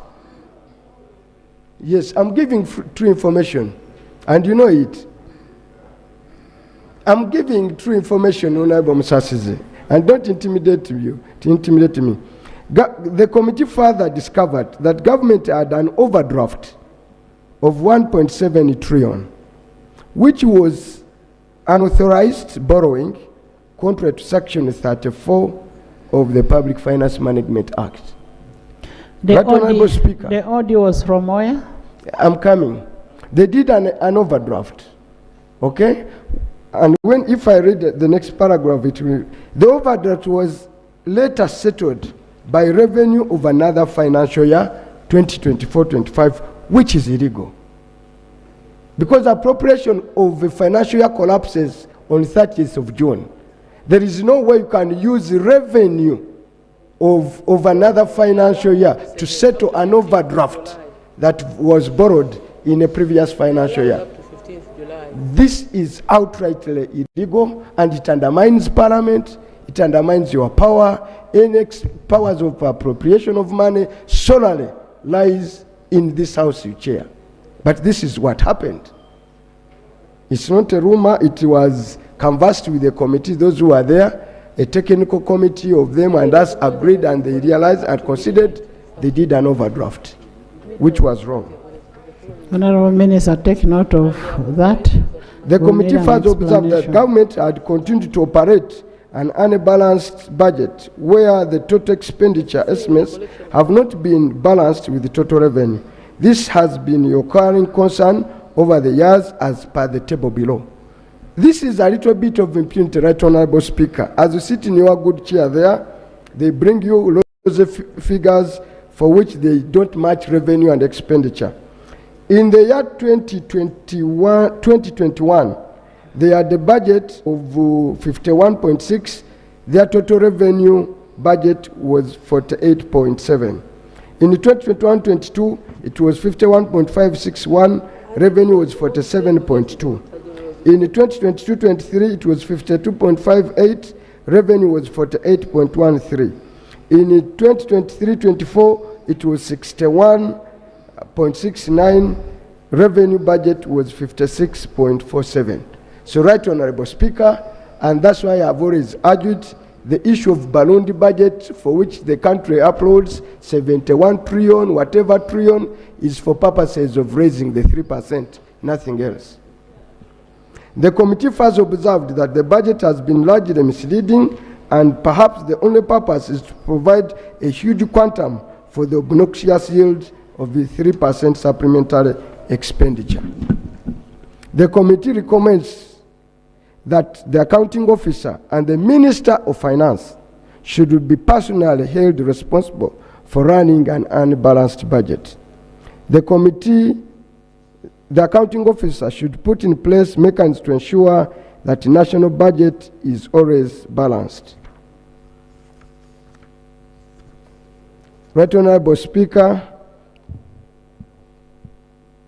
and I hope the Minister will knows the provision under which is supposed to give an explanation for what happened, where you spent more money than what was appropriated to do. Unfunded approved budget. During the financial 2024, Parliament appropriated a total of 61.69 trillion to finance government expenditure as highlighted in the table below. The table below shows what government we had planned to spend 61, warranted was 51.72, a variance between warrant and expenditure 11 trillion, and the percentage there is 18%, could not even be warranted. The committee observed that issuing expenditure limits to entities to spend beyond the revenue projection creates unnecessary outstanding commitments to government. That's why every ministry agency under this financial year, they accumulated areas. Every single one agency of government. Section 41, except State House. Section 41 and 2 of the PFM Cap 71 requires that after approval of the annual budget by Parliament, the Secretary of Treasury shall issue the annual cash flow plans of government based on the procurement work plans, and recruitment plans approved by Parliament.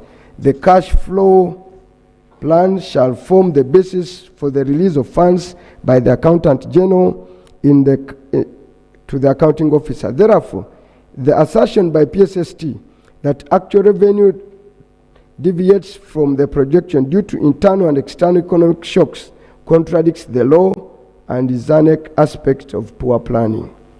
Therefore, for Parliament to continue to approve budget estimates without corresponding and predictable sources of funding is an indictment on the keenness of scrutiny and approval process of the budget by Parliament.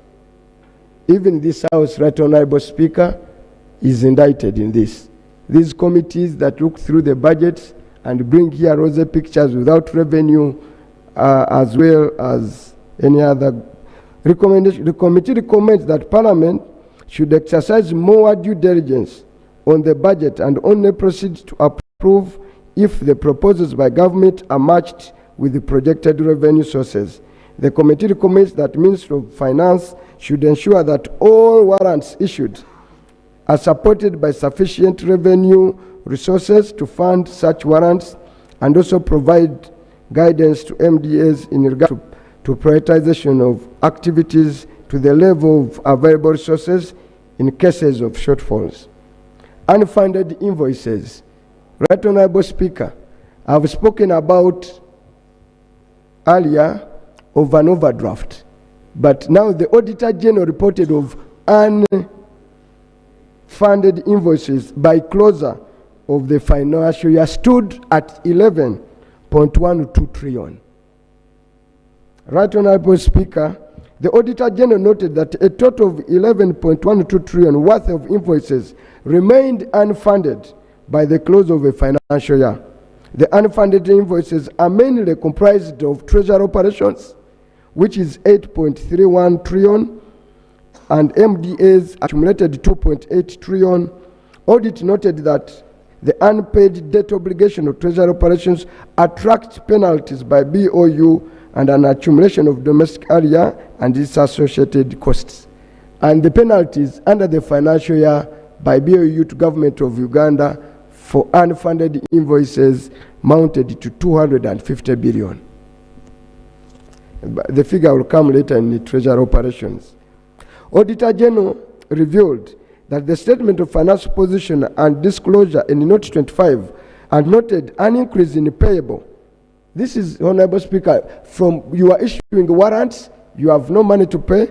Now payables, which is money government has failed to pay its suppliers, rose from 10.10 trillion in the financial year to 13.814 trillion by the end of the financial year, an increase of 31.54%. Further analysis revealed that the new payables accrued stood at 6.6939 trillion compared to 3.69 trillion paid during the financial year. In one financial year, they accrued a payable of 6.7 trillion, but only settled areas of 3.69 trillion. This indicates that the rate at which government contracts domestic area is much higher than the rate of payment, leading to continued accumulation of domestic areas. Observation. The committee observed that payables had increased from 10 to 13. Further analysis revealed that it's the same I'm repeating. However, the audit revealed that unfunded invoices by 30th of June of 2024 stood at 11 trillion. This implies that by close of the financial year, the actual payable stood at 24.58 trillion, which is 13.84 plus the 11 invoices that stood at 11, and that's the cost now. These are invoices. The committee observed that during the appropriation, Parliament had allocated a mere 200 billion towards settlement of domestic areas. However, government paid 3.69 trillion during the year. According to Auditor General, this is an overpayment of 3.4 trillion outside appropriation, which is illegal. Proceed. Committee recommendation. Procedure, Madam Speaker. Committee recommends that accounting officer should be held accountable for an overpayment of 3.49 over and above appropriation. Thank you, Madam Speaker. Mr. Chair, I want to thank you for the report, but Mr. Chair, you realize that the report you are giving is very important, not only to this House, but to the nation. When you are talking about the payables, that means the amount of money that government owes to the suppliers. Yes. And this definitely means that it has a negative effect on the quality or amount of service delivery. How it would have been better if you went to specific to show which sectors are mainly affected as a result of that non-payment to suppliers. No. But there are critical sectors like roads, like maybe, water. If you could specify, be specific. Honorable, this is an executive summary.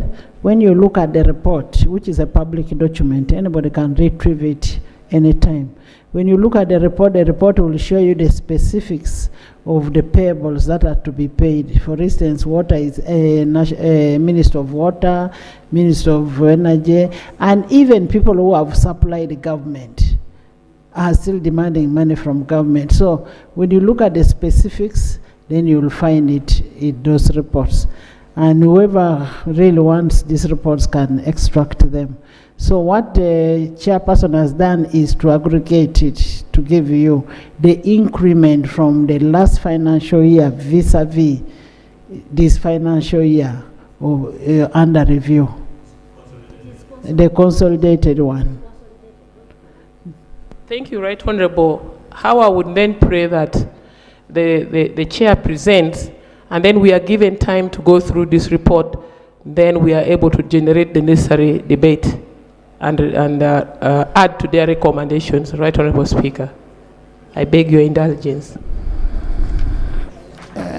First of all, in a public gallery, we have children and teachers from St. Kisito, Ediofe, Orphans Primary School, Arua District. They are represented by Honorable Osoru Maureen and Honorable Emetia John. You're most welcome, all the way from Arua. Thank you so much for coming. Yes, Honorable Avuru, the chairman is going to present this report. What we did was to upload it in the system. It is in the system. We'll debate it and approve it and make sure that we have the report, because tomorrow we'll have another report. Let's go through this report, we debate it. Yes. Right Honorable Speaker, I proceed to non-performing receivables. Non-performing receivables. Okay. Yes. The Auditor General noted that included in the receivables under note, Honorable Mrs. Take heart, every figure I read here is as is in the Auditor General's report. I don't manufacture any number in the committee. The Auditor General noted that in the receivable under note 20 of the accounts are loans to private and state enterprises mounting, Right Honorable Speaker, to 7.7 trillion, which included non-performing receivables of 919 billion and had not been performing for over 20 years. A provision of a bad debt of 247 billion has been made in this regard. So, Right Honorable Speaker, sometime when I speak these numbers, 7.7 trillion is money government has upfronted companies and organizations to do particular kinds of work, and they have not performed. And they are 7.7 trillion. The amount appear irrecoverable and hence overstating the receivable. Audit further noted some of the private enterprises no longer exist, and those that still exist do not recognize their ability in their financial statements. Under the circumstances, the non-performing receivables in question may not be recoverable. Committee observation. Upon review of the list of companies submitted to the committee noted that most of the companies and entities were still existing. Therefore, the assertion by the accounting officer is misleading. The committee further noted that some of the companies for which the Ministry of Finance is seeking a write-off from government are in good and sound financial position. Therefore, asking government to write off their receivable is a scheme to defraud government of its intended funds. For example, the committee established that DFCU Bank as one of the companies seeking a write-off, which made a profit of 72 billion in the financial year 2024, a significant increase from 28 billion in 2023. Therefore, de-recognizing their receivable to amount to deliberate loss of public funds. So if a company made a profit of 72 billion, how do we write off?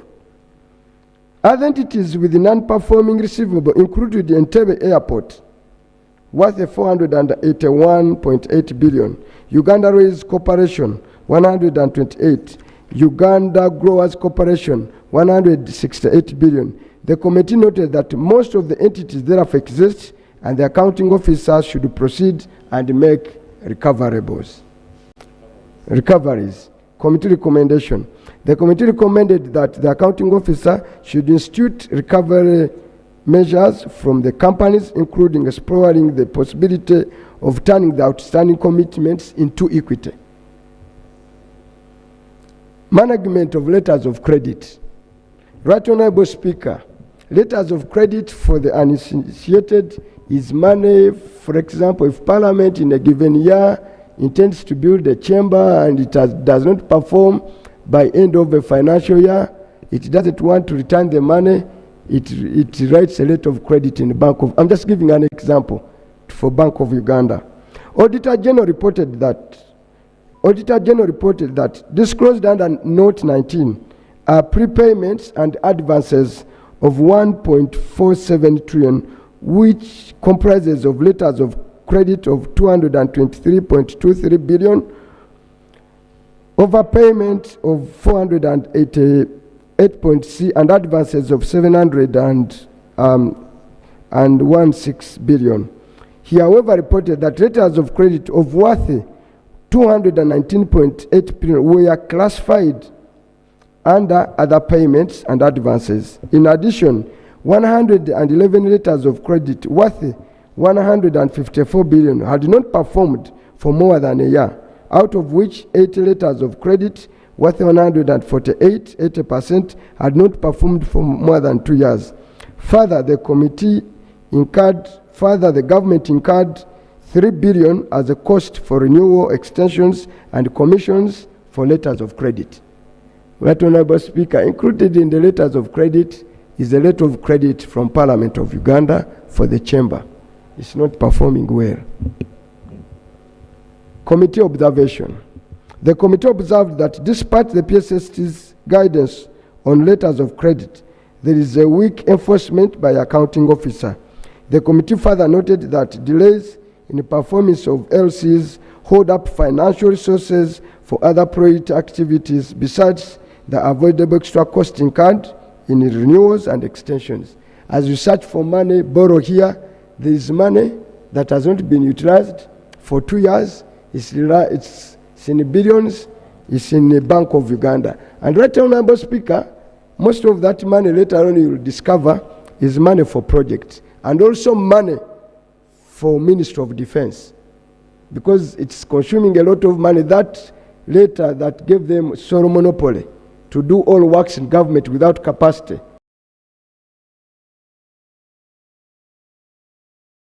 All agencies do is to issue letters of credit to defense, and the project remains for 2 years and done.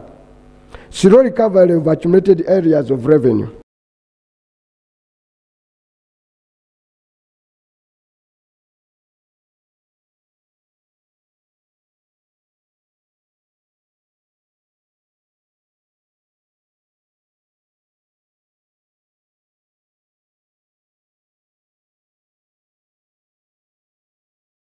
77.4%, uncollected for 2 consecutive years as of 30th June 2024.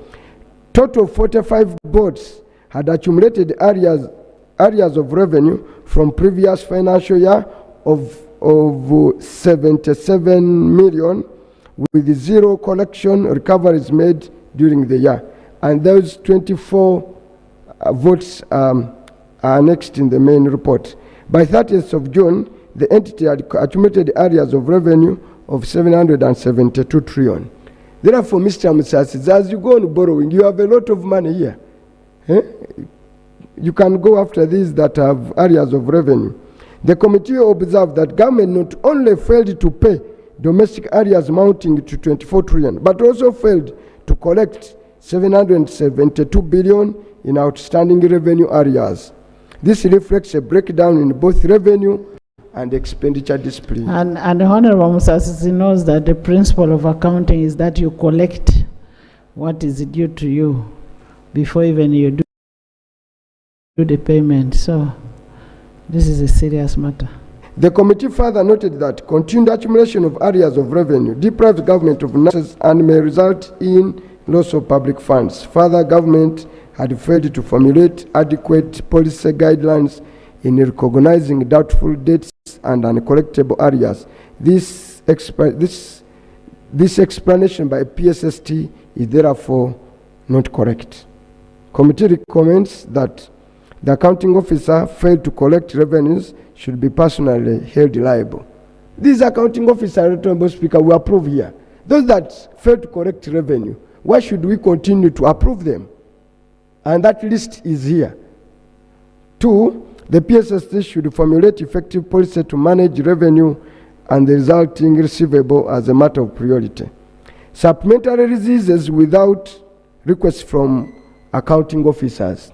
Right Honorable Speaker, a total of 382 billion worth of supplementary releases were made without request from the accounting officers of various entities. And the law is very clear. It is an accounting office of... Happening now.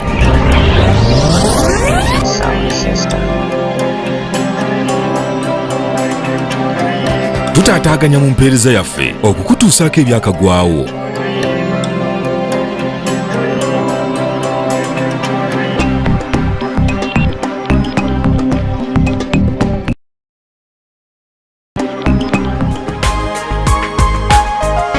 Soul Television, Femunyo. Essaala ya Mukama waffe. Matayo essula ey'omukaaga olunyiriro olw'omwenda. Kitaffe ali mu ggulu, erinnya lyo litukuzibwe. Obwakabaka bwo bujje, by'oyagala bikolebwe mu nsi nga bwe bukolebwa mu ggulu. Otuwe leero emmere yaffe eya leero. Otusonyiwa ebibi byaffe nga naffe bwe tusonyiwa abatukola obubi. Totutwala mu kukemebwa, naye otulokola eri omubi.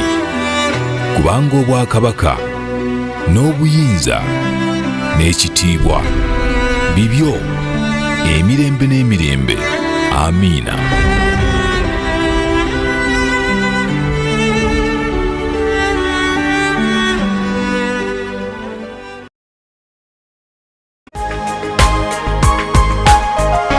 Soul Television, Femunyo.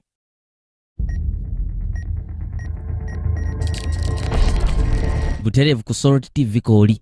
Tuli ku 24 season ya 2 kitundu kya 7 kitolekedde. Bino twabirabye mu bitundu byaffe biri ebyasoose. Nga bazadde balweza bakutte kubo ne bajja. Ne babuuza mutabani waabwe. Ono n'abaddamu n'abagamba nti bagenda maaso n'okumubuuza. N'awaayo Bobuwana kitaawe wa Mary